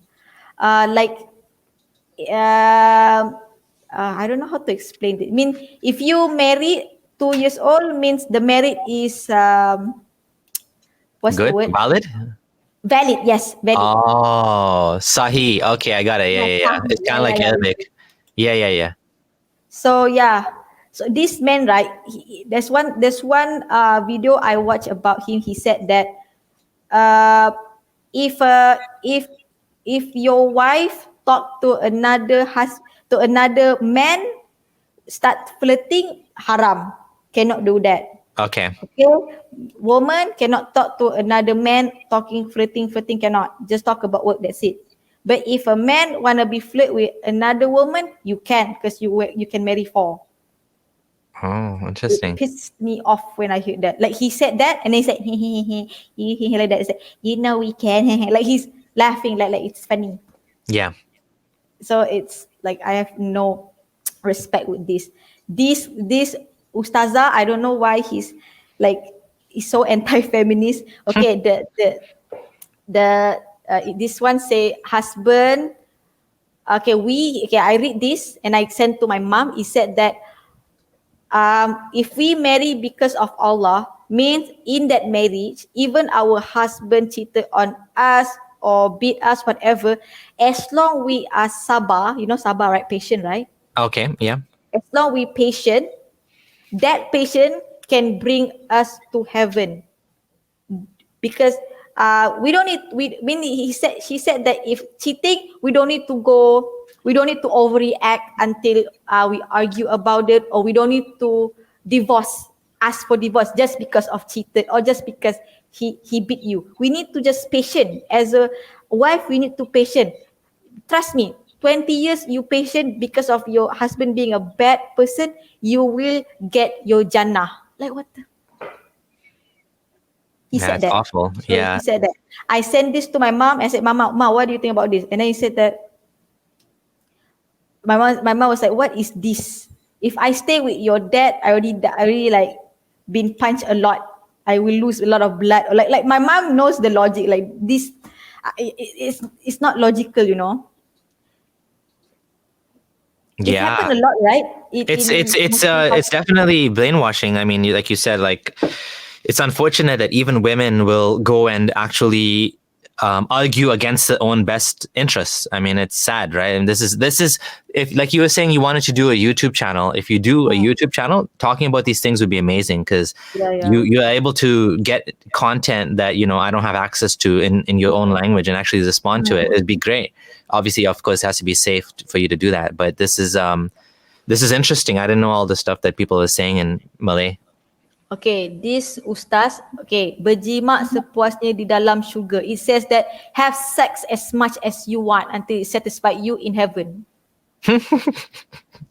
He literally said that, imagine when you in heaven, in the room, this one beautiful woman where her saliva tastes like honey or something like that. And she only loyal to you and only stay home just for you, and you can have sex as much as you want with her.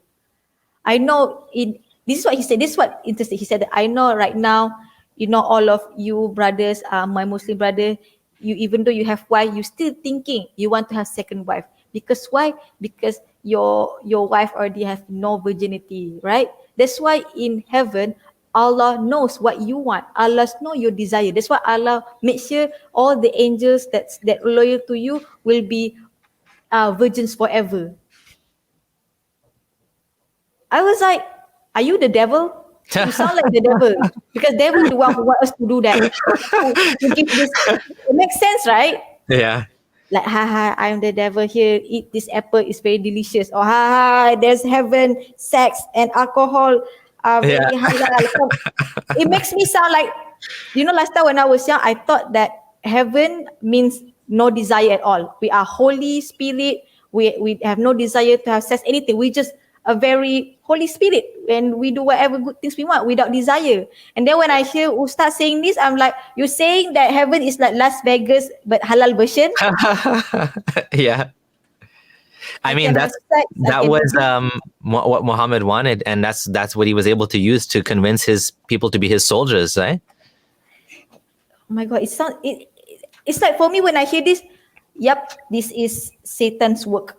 Like, I don't know, maybe Satan made this book and then these stupid people follow, because obviously they thought, yeah, it's like I don't know, like I can't, I can't. Do you Yeah. do you believe in God still? Mm, I mean, I believe there's a creator, or like there is something create us, Mm-hmm. but I don't think that we need to like praise him every day, like, oh, you're the God, you do this. I don't think we don't need to do that. I think that they just create us, then we can do whatever we want with our life. And then if we do bad things, karma will come, our universe will get us. We do good Yeah. things, good things, like that. So I'm not sure whether I'm atheist or agnostic. I would say, from the sound of it, you're an agnostic deist.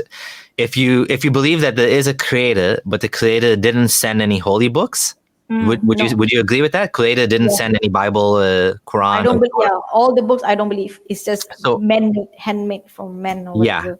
so you are basically an agnostic deist. Deist means someone that believes in a creator but doesn't believe that the creator is involved with the creation of with the day-to-day going-ons, sending lightning bolts to destroy people, and sending books and angels to come and fight the wars and whatever, right? Yeah, I don't believe that. That is like I can't believe people believe that. Yeah, It's just and I think most people are believers because of their parents, not because they chose it. I mean, I know people do convert. People do convert too. It's not like there's no converts, and there's a lot of people do convert, but the vast majority are people that are born and their parents raise them up to be that sort of thinking, right? And the magazines and the culture and everything pushes them into that direction, right? Yeah, I know. That's why when I share you all the magazine, that what I'm saying is, I try to love Islam because I was born in this religion. When I think about it, I didn't want this. I was young. In Malaysia, all this Chinese Indian, right? Yeah. Even though they're born Hinduism or Buddhism or whatever, but when they turn 18, they can choose which religion they want in Malaysia. Yeah. So it made me realize, what the fuck, I want that too. Like, Oh, only the non-Muslims can choose. yes, Only made me- non-Muslims can choose their own religion, yes. When they're 18, they can change. They can convert whatever they but want. not Muslims. No, that's why I'm like, Wow, that's I asked my dad, why we cannot convert when we're 18? Islam is good and blah blah blah blah. Islam is the truth. What are you doing? You want to go to hell? You want to get killed? You want to be murtad or something like that? wow. So, yeah. So I'm scared. It's so one-sided. It's just like hilarious. I mean, I knew you can't leave Islam, but I didn't know it's that hilarious that other religions can actually legally change, except for Muslims. Like, which is I'm so pissed. That's why I'm like, where's the peace in Islam? First, you force my boyfriend to convert. You say it's peace, but then you force him to convert, and now I cannot. Like you said, peace. Why I Yeah. look at other region, there are more peace. Like they, yeah. Jeez. Okay.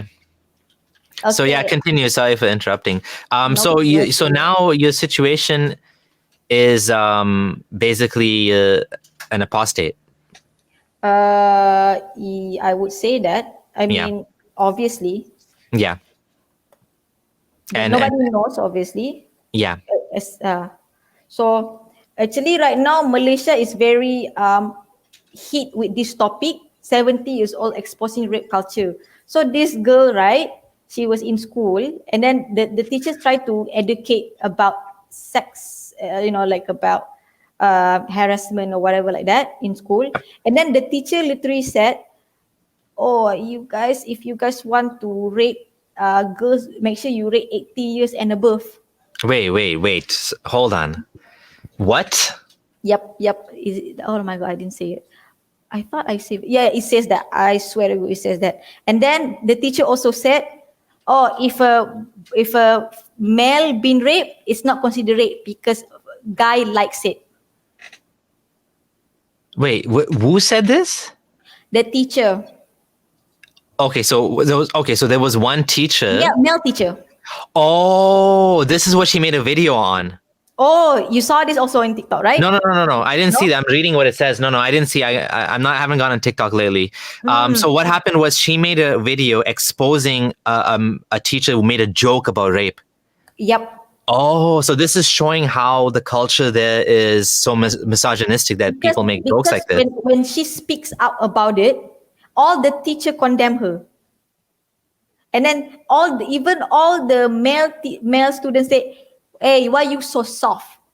Why it is a joke. It is a joke. Oh, why you want to post this on TikTok? You want me to rape you?" Like that. Oh my God, jeez. Now she literally managed to spread this awareness until she's on TV talking about this. Mhm. But still, the teacher in her school saying she's a shaitan. Oh, hold on. So the teacher didn't lose his job? Nope. She needs to I'm move to shocked. another- I'm totally like. She's the one who need to move to another school. Can you imagine? Wait. So did he move to another school? No. She needs to move. This She girl needs to move. She needs Yep. to move to another school. Yep. Because she got all the the death threat, the rape threats, Oh whatever. my God. This Yeah, is insanity. I was so pissed. I was so pissed when I heard about this. Someone's saying he lost his job. I don't know if that's confirmed or not. Oh, yeah, I I'm not sure about it. hope he lost his job if that's true, Mohammed Syed. Okay. Wow. That's brutal. That's yeah, awful. Yeah, I was so happy that she opens up about this. Like when I was her age, I was like I don't have this voice. I'm scared, but she's very brave to say. Even the parents also support her for doing this because the parents know that she's right, and the parents don't want to have this rape as a joke at school. So Yeah. it's very good. Oh well, good on her. That's amazing. Yeah. Okay. You know this guy, right? Who doesn't? He's here because Oh, yeah. every place, every country don't like him. This is I should this is the role model of Malaysia. Everyone respect this guy. If you talk shit about him on social media, all the Malay people will attack you. Oh wow. The thing I don't like about because people said that he can read Torah or Bible or whatever, right? So he's very good in argument. I watched a few of his argument. It's not that strong. He's just because of this. Like I don't know. It doesn't. He. It's not okay. There's one time I watched, right. This Indian asked him, "Do you believe in heaven and hell? Is it supposed to exist like that?" And then he asked back the question to the Indian. "Okay, I ask you, brother, robbing, is it wrong or not?" And then he said, "Robbing is wrong." "Okay, why wrong?" Because you hurt people." That's his problem, not my. For me, robbing is good. I got money. I can pay more bills. So what do you mean? And they said, "So tell me what's bad robbing for me, not for the person, for me." And then the Indian said, "Oh, you will go to jail." "Okay, what if I tell you I have a lot of money, so I pay the police, I pay the prime minister? So how to convince me robbing is bad?" The guy has a lot of money and he's robbing still. Okay, go on. And he said, "Okay, you said if I do robbery, I go to I go to jail. Okay, what if I told you I pay the police, I pay the prime minister? So how to scare me? How to make sure I stop robbery? Exactly say if I go robbery, I will go to hell. That's why we need heaven and hell. In my head, you have no heart. You rob people. Don't you Yeah. think about, okay, if I work hard for my money, it will be painful for me to see my money being robbed by someone because I work hard for it. Exactly. So you have no brain? Like that's how I Yeah. think. Yeah. Like this Golden guy, rule, right? he has no heart. I Yeah. don't know how to say. Yeah, yeah. He said he has no empathy for what you're saying is the golden rule is a good way to just look at it, a simple way. I don't want to rob because I don't want to be robbed at the very least. That's one way to look at it. And if someone doesn't care about anyone else, then that's why we have police, that's why we have jail. I mean, that's why you have hell according to him, right? People that get away with it. So if you believe in hell as a punishment, well, what's wrong with having police to stop people from doing bad? Like, you're right, it's not a very strong argument, but it is funny that people look up to him. He's become a celebrity, of course, and so sometimes when celebrities talk, people don't really, they don't critically analyze. They just accept what they say, right? Yeah. And then he had this statement saying that, a lot of Indian here don't like him because he's racist. He said that Malaysia is a Muslim country, so Indian and Chinese has no right to say anything if we have Sharia law. Actually, we don't have Sharia law completely, just for Muslim, not the whole country. Yeah. Brunei is the whole country, right? Oh, okay. So he said that Malaysia still have the chance to make the whole country have Sharia law. So, and he did say that, he literally said, for Indian and Chinese who disagree with me, you and I, we the same. We just guess this is a land of Malay, is land of Muslim. Why you want to say? Like, he literally said them as a guess. They are not Malaysian. Wow. Of course, people are very outraged. Even our prime minister very outraged and banned him. Like the one that you see here, being barred. But even though he's been banned, a lot of Muslims still think that he's right to say that. I'm like, oh my God. So yeah. Okay, so can you read this? Malaysian TikTok content creator harassed by netizen. Do you know that Malaysia is actually, our country is like top 2 best cyber bully? Oh, wow. In the world. In the world? Because why? They're not just bully people like this. This girl is Chinese, They literally go to the TikTok, can you please cover up? And then some people said, but she's not Malay. Yeah, but this is a Muslim country. Majority are Muslim, so cover up. They literally attack. That's crazy. Yeah. Yeah. So yeah, it's like it's not even safe. So yeah. So do you know about Sajad? I think I saw this at some ex-Muslim page. Oh no, I haven't seen. She's an influencer. She has this. I would say she's like me. She tried to be a good Muslim, even though she's trans. She tried to be a good Muslim. She said that even though she's trans, she still believe in Allah and everything. There's one time she literally go, what you call it, hijrah, right? Mecca. Yep. Oh, like Umrah or Hajj? She went to Umrah. When she went there, when she was entering there, she wear a guy clothes because in the ID also say she's a guy, right? And when she entered there, she wear this. Oh yeah. And then she post this. She came home and then she explained that she said that even though she's trans, she went this place, she didn't even get any punishment. People said that when you go to this holy place, you will get instant punishment or something like that. Have you heard of that? So she tried to prove people that even though she's trans, she changed from wearing male to female clothes. She never get any punishment from God at all. So it means God accept her as trans. She tried to make a statement. That's interesting. Yeah. For me, for me, that place is just a normal place. So when I see she's like that, of course, whatever, whatever, not my problem. But all Muslim Malaysia like very pissed because you disrespect, you trash, and then you go to that place, and then they're the one who cyberbullying her, attacking her, and then when she been attacked, and then people said, God sent all these Malaysian to bully her. This is the punishment. What the? Yeah, these people are interesting case. These gay Muslims and trans Muslims, because they just want to be Muslim. They don't really. They haven't been able to see that the cause of the problems is Islam, so they stay Muslim, but nobody's accepting them. So it's a big problem for them. Personally, I would rather that if they want to be Muslim, they can be Muslim. But of course, Islam, most people will say it's not compatible with such things.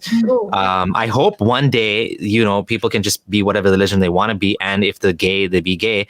But obviously Muslims are fighting that. They don't want that. So, but the funny thing is they probably, she can't leave Islam either. So what is she supposed to do? You know what I'm saying? Like, here's the thing.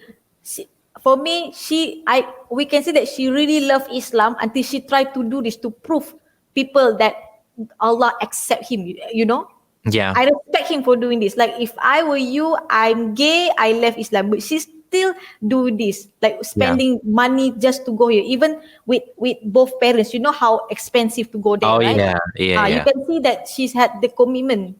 For me, she's the true Muslim, and then Muslim people treat her like she death threats against trans Muslim, and then she even been you see, don't touch me. Sajat leaks footage of her being handcuffed. Oh, because of that incident. What was the incident? When was it? No, what was the incident? About she went to Mecca. People said that she made fun of Islam. Oh, For me, it's clear that she's just showing that Allah she's not making fun. Anything. She's not making fun at all. She's trying to be accepted for who she is. I can't believe that I can see that, but these people not. For them, make fun of Islam. Oh my God. And that's one thing. Second, she made what you call it? You gather together and then you read Yasin. I don't know what you call it. Yeah, that's some cultural thing. I know what you're talking about. Yeah. So she organized that, and then she wearing hijab. So that is also one of the things that they try to catch her. She make Islam as a joke lah, because she's a trans, and now she's trying to be a good Muslim by wearing hijab. So it's a joke, so people mad at that, like, if you trans, you are guy, so stop wearing hijab, and then make people think that Islam accept people like you are like that. So she been handcuffed, and then when she got out, she was crying because she paid she got lawyers, so she got out. She made live video on her social media. She was crying. She said that I tried to be a good Muslim, but the Muslim itself don't want me. I believe in God, but what's the point if I be good? I do sedekah, I do this. The Muslim themselves do this to me, like treat me like this, like punish me. I feel she said something like maybe Islam is not for me. Maybe I should just go out. She just said that statement. You see what happened after that? Murtad dihukum bunuh. The Sharia makes statement. Those who apostate, what is it? The penalty is death. They can have 3 days to try to tawbah. If not, kill them. Literally after she said that, and then this statement came out. It suddenly becomes serious about apostate. Before this, I never heard about apostate case in Malaysia. Suddenly after that incident, when she said, I better leave Islam, this happened. Now they want to make it, serious. Yeah, it's more pissed off. It's interesting that I was trying to look it up. I can't find it. That there are some hadith that talk about. I mean, I found this one. I don't know if this one actually is cursing the mukannats, which is basically the men and the women were imitated men, meaning like a man that dresses like a woman or something. But I do know that in many Muslim societies, including Iran, they're more likely to accept someone as transgender than gay. So like a lot of gays in Iran, then they just say that they're transgender. They don't say that they're gay, because obviously gay is not acceptable, but transgender is acceptable. So, but less unacceptable, let's just say. But yeah, so this is interesting. So then now people were saying that she should be killed. This was about her specifically? I would say so, because literally after that statement, 2-3 weeks after that, suddenly they have this statement about apostate. Oh wow. So I think obviously about that. So, and it makes me more pissed because I'm in this state, and then I'm in this status of not believing, and now, even though it's not for me, but you know what I mean, I feel like, where's the freedom? Where's the freedom? Like, it just make me pissed because, like, first, I do not choose to have this religion. I was young, and then boom, suddenly my parents are Muslim, and now I've been stuck in this religion, and now I can't get out. Now, if I want to get out, I must die. Like, am I in a mafia gang or yakuza gang? Because I know Yeah. yakuza did that. Once you go out, they will kill you. Yeah. So I'm confused. Am I in mafia gang or Islam? Because Islam supposed to be peace. Yes. So it makes me very pissed off about this. Mhm. So yeah, Malaysia is ranked second most aggressive country in cyberbullying. They last time, because of the Ramadan, they all go to Israel page and like literally just bombing and trolling Israel until the minister of Israel noticed, and they made a video about Malaysia Oh wow. That's like that. crazy. Yeah. Getting on the map for cyberbullying, that's not a good thing. For them it's good because we did it for Allah. This is the only Yeah. way for us to. For them, I don't know the logic. I said that yes, I support Palestine, but I don't support bully. They said, Yeah. and then they said they deserve to be bullied because I'm like, but you bully all Israel. The thing is, not all Israel are bad. Some people who did try to, Yeah. it's the government, not the people. Some people support Palestine, but say no, they're all Jewish, they're all the same. They have agenda. They want us to think they're good, and then they step in the back. Yeah. I'm like, oh my god, like I feel bad for Jewish people if Absolutely, they come yeah. to Malaysia. But they can't actually, because we won't let them. Malaysia Oh won't yeah. let any Jewish to come here actually. Any Okay. Israelis, you mean, right? Yeah, Israel. Ex-beauty queen becomes target trolls, calling out Miss Universe cyberbullies. She's trying to say that stop bullying this Yeah. Israel, Miss Universe, and then she's been bullied by Oh Malaysian as yeah. well. And all of them are Malays and Muslim. This is one that I really want to share. This ustad saying is very funny. He said that, okay, this jangan kita rasa anak. He said that we don't need to think that Palestinian kids needs our help. So, okay, you know what happened in Palestine is very bad, right? Bombing and everything. The water is not clean, all those stuff, right?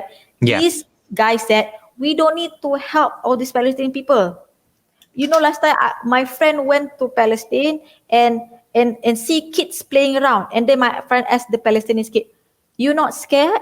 He said, no, I'm not. You don't want to live here and be safe? No, if I leave from there, I cannot die. You know what it's called? Die shahid, is it? Yeah. Shahid? Martyrdom. Yeah. I cannot die shahid because I want to die for Allah.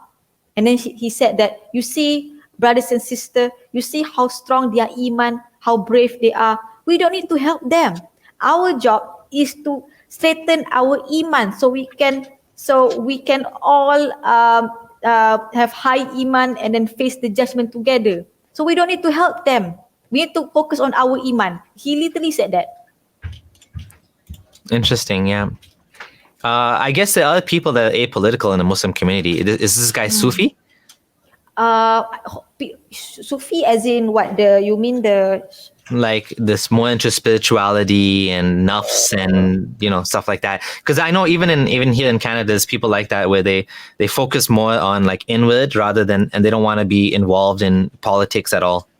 I'm not sure. Yeah, could be. Yeah, but and then one of the ustazah said, also preaching about this, all the Palestinian women, they want to stay there, they want to die for Allah. Why there's a lot of kids? Because they the one who want to breed more kids. So even though they die, the Palestinians still live. Where do they get this? Because when I watch the video, I can see all the Palestinians need our help, crying, Yeah. right? Crying that I just want to have normal life, I just want to go to work. They didn't say that I want to die for Allah. Like, where this Yeah. coming from? No, they definitely don't want to die. That's for sure. Yeah. And I think the foreigners' perspective is very different than the locals. The locals, it's a Yeah. very much a political thing. For a lot of Muslims, it's a religious thing, right? A lot of like non-Arabs, non-Palestinians. Yeah, before this, I never care about Israel Palestine because I told you I don't like I keep my religion secret, so I don't care about this because I thought in my entire life Israel and Palestine is war religion, like religious war. Yeah. And then when I look in TikTok videos, seeing Palestinian being, the apartheid, and then how they've been abused, and then everything, I'm like, this is humanity problem. Like I need to speak out about it. Like I need to support those who've been oppressed. So what I'm trying to say is, you see the propaganda in Malaysia only talk about Jewish versus Islam, Jewish versus Oh, yeah. Islam. That's it. They never talk about actually the Palestinian have Christian, have Jewish. I never know about this. Malaysia never taught us about this. I need to Google outside, like go to TikTok and go to the Western side to know. Oh, actually, there's Christian and Jewish in Palestine. I thought it's only Muslims. I'm like, what is wrong with Malaysia? Mm. Yeah, only this year I realized that it's not a religious war. Before this, I thought it's all Yeah. about they want the Masjid Al Aqsa. That's what Yeah. they talk about. And then some of my Malay friends said we don't need to help them because in Quran said this war going to be for another 70 or 100 years, and then the Imam Mahdi will come. So you're saying that we're gonna let they all die and die and die and die? We don't need to help because Quran said so. Yeah. And then he said that don't question. I'm like, why cannot question this? I'm like, so cannot question the Quran. So it's very, it's very like they're very. What's the word that you said? Not brainwashed. What's the word? Indoctrinated? Yeah. Indoctrinated, yeah. It's like when we try to doubt something, they're scared to question it. When Yeah. I question it, don't question it. Don't question this. Don't question that. So it's like. I don't know. When we question it, they said we need to pray, not try to find the answer. You get what I mean? You heard Yeah. this, right? Yes. I don't know. So yeah. Okay. I think how to say, so on all of these thing, right? I don't know why. I feel like I want to, like I'm very close with my mom, right? I told you, right?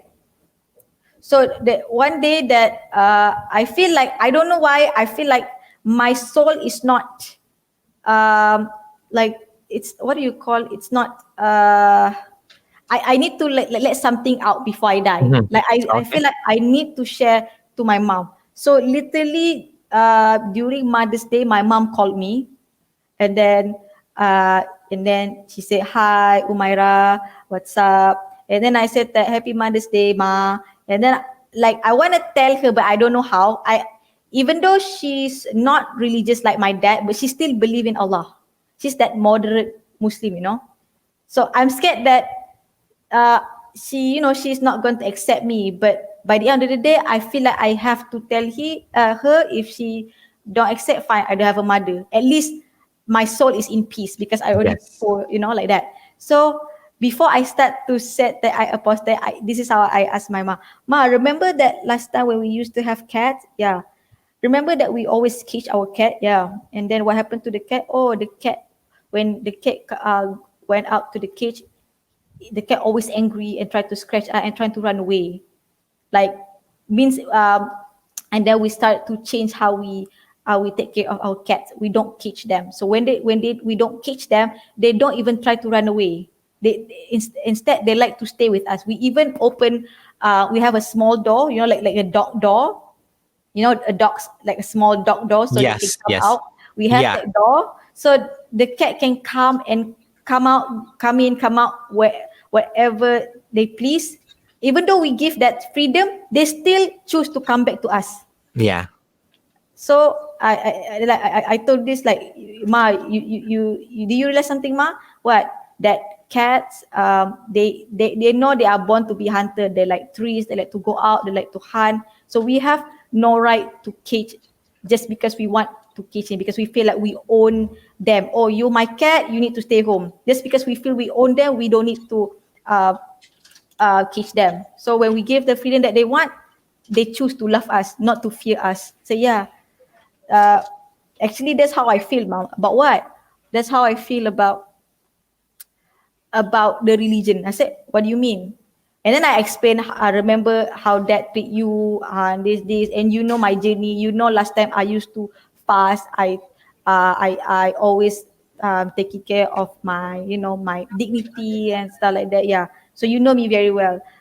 This thing bothers me, ma. I think this region always oppress me, blah blah blah blah. And I explain everything. I explain that I wish I can be the good Muslim that you want, but inside I'm not, ma. I try. You know, I always go listen to the preacher. You saw me read Quran. You know that before this, it's not that I never try. I try, but I can't, ma. I can't. It's not for me. It's not meant for me. So I'm not. I 100% completely telling you this that I'm not. I don't believe this anymore. I don't care if you call me apostate. For me, that word means nothing to me. And then she was quiet. And then she's like, well, and then she asked, since when you feel this way? I said, I completely feel this since almost 2 years. And then she's like, you're still the same person. So I think it's really up to you, actually, Umaira. It doesn't, for me, in that 2 years before this, I still see you the same. It doesn't change you. So if having no religion doesn't make you bad, I think it's fine. I'm so happy to hear that. I literally cried because I thought that I'm going to being disowned by my mom. Amazing. I mean, that's the happiest thing ever, that your mom accepted you for who you are, and I think some people will have that situation where they will be disowned, but I think a lot of people don't realize that coming out doesn't always mean the end of the world. You just have to make sure that you're in a safe situation, that you can, if it doesn't go the way you plan to, at least you have a backup, you have money, or you're on your own already. But that's beautiful to hear that. Yeah, I even asked my mom, before I said I apostate, I even said, Mom, last time, if you have a lot of money, you are very rich, what do you plan to do with me when I was young? And then she was like, if I have a lot of money, because you owe me, right? Because you create me, I'm your daughter, you have the money. So what do you want to do with me? What do you want to shape me? Because I want to hear her, her answer is going to know whether she's a good mom or not, Because she have the money and she owns me. She's the mom. I'm young. She have the money to shape me. So what you want me to be? I asked her that. And then she said that, actually, I see what you want first when you were young. If I see you like to, I don't know, you like to play badminton, means I will focus, give more extra class badminton, and I give you to join more sport, and then you can be professional.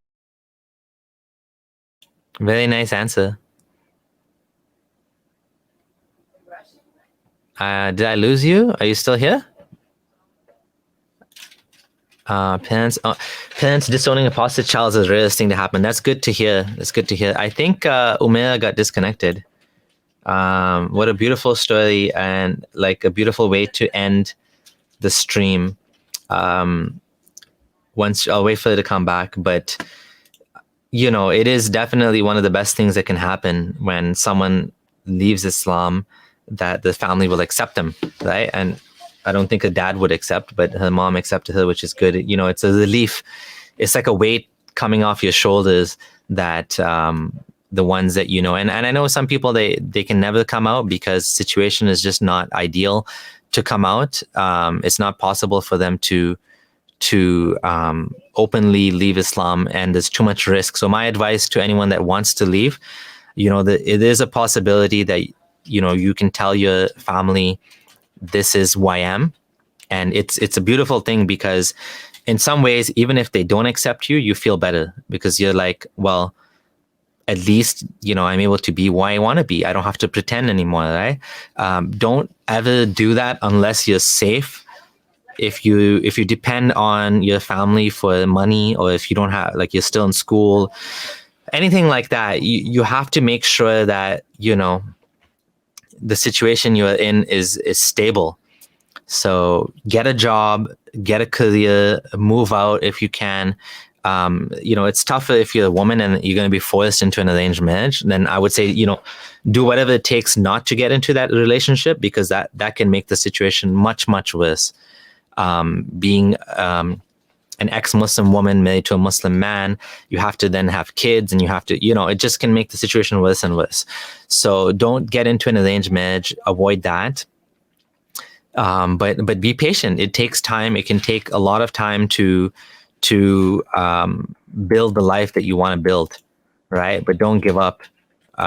Keep working at it. Don't give up, and make a plan that'll be 5 years, a 5-year plan to be established financially, emotionally, and it's something really great. Like, it's a good feeling to have. It's liberating both physically and mentally when you leave your faith. Absolutely. If your faith is something that weighs you down and makes your life tough, then it's definitely not something that's good for you. And it'll help you to leave it, but it's not always liberating when you have, everyone against you when you leave Islam. Umaira, are you back?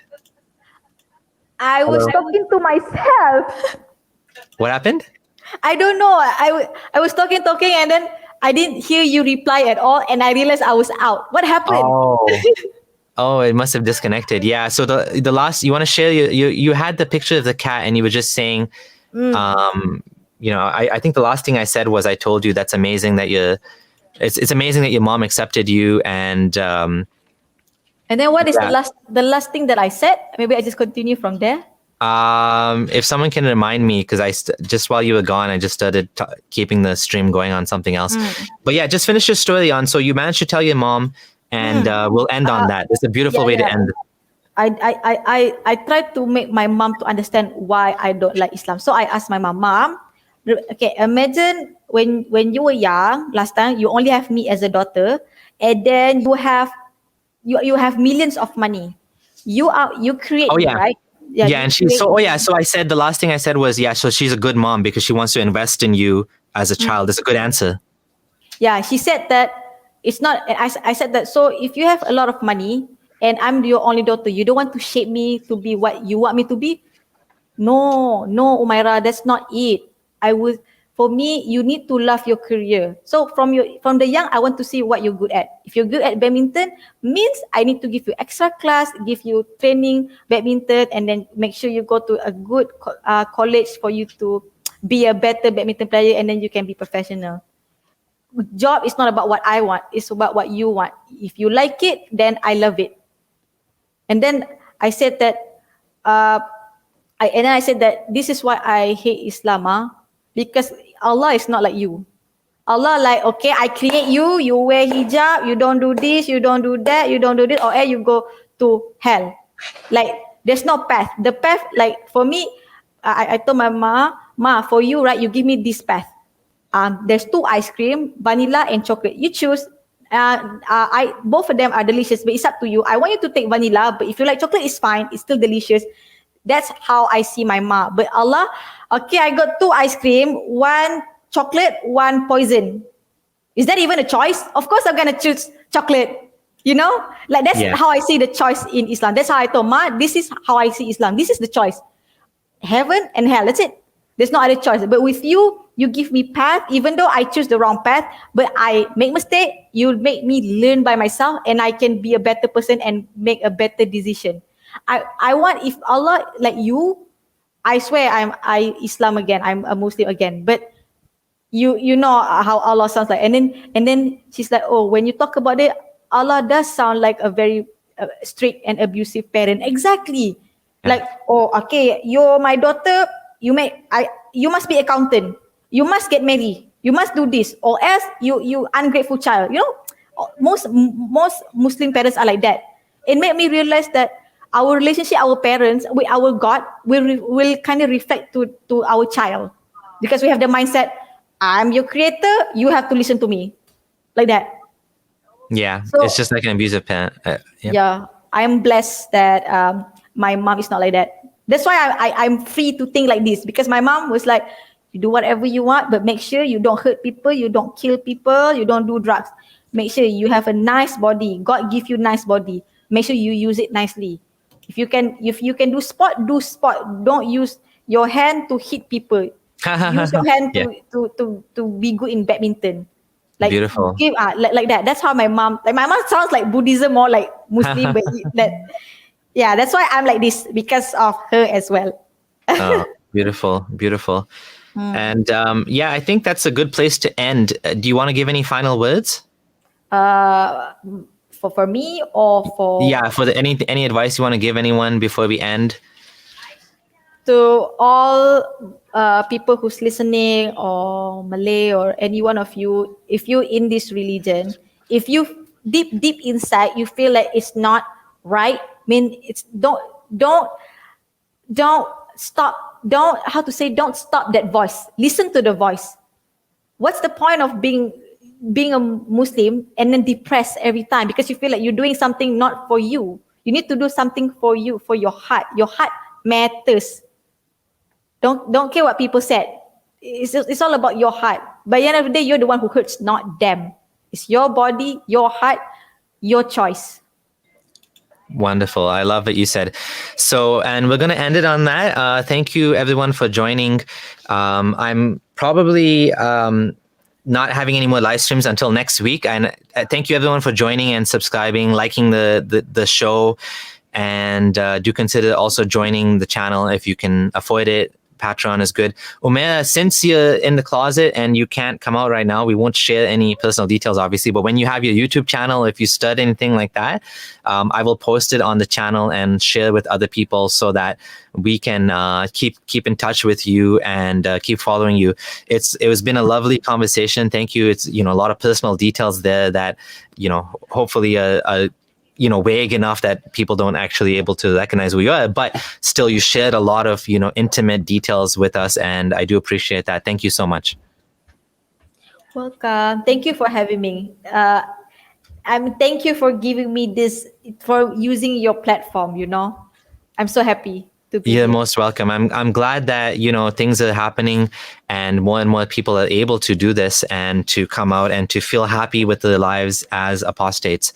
One day there'll be a time where there'll be no need to talk about these things because it's just normal. That's what we want, right? We just want to be ourselves and just be ourselves. That's it. Exactly. Thank you for your stream. Okay, everyone. Thanks. Take care for now. Thank Bye. you. Stay safe, everyone. Bye, Stay Abdullah. safe. Yeah. Bye. Thanks for watching. I hope you enjoyed that interview. If you'd like to support me to do more such videos, please consider joining my Patreon. Thanks for watching. This is your friendly ex-Muslim signing out.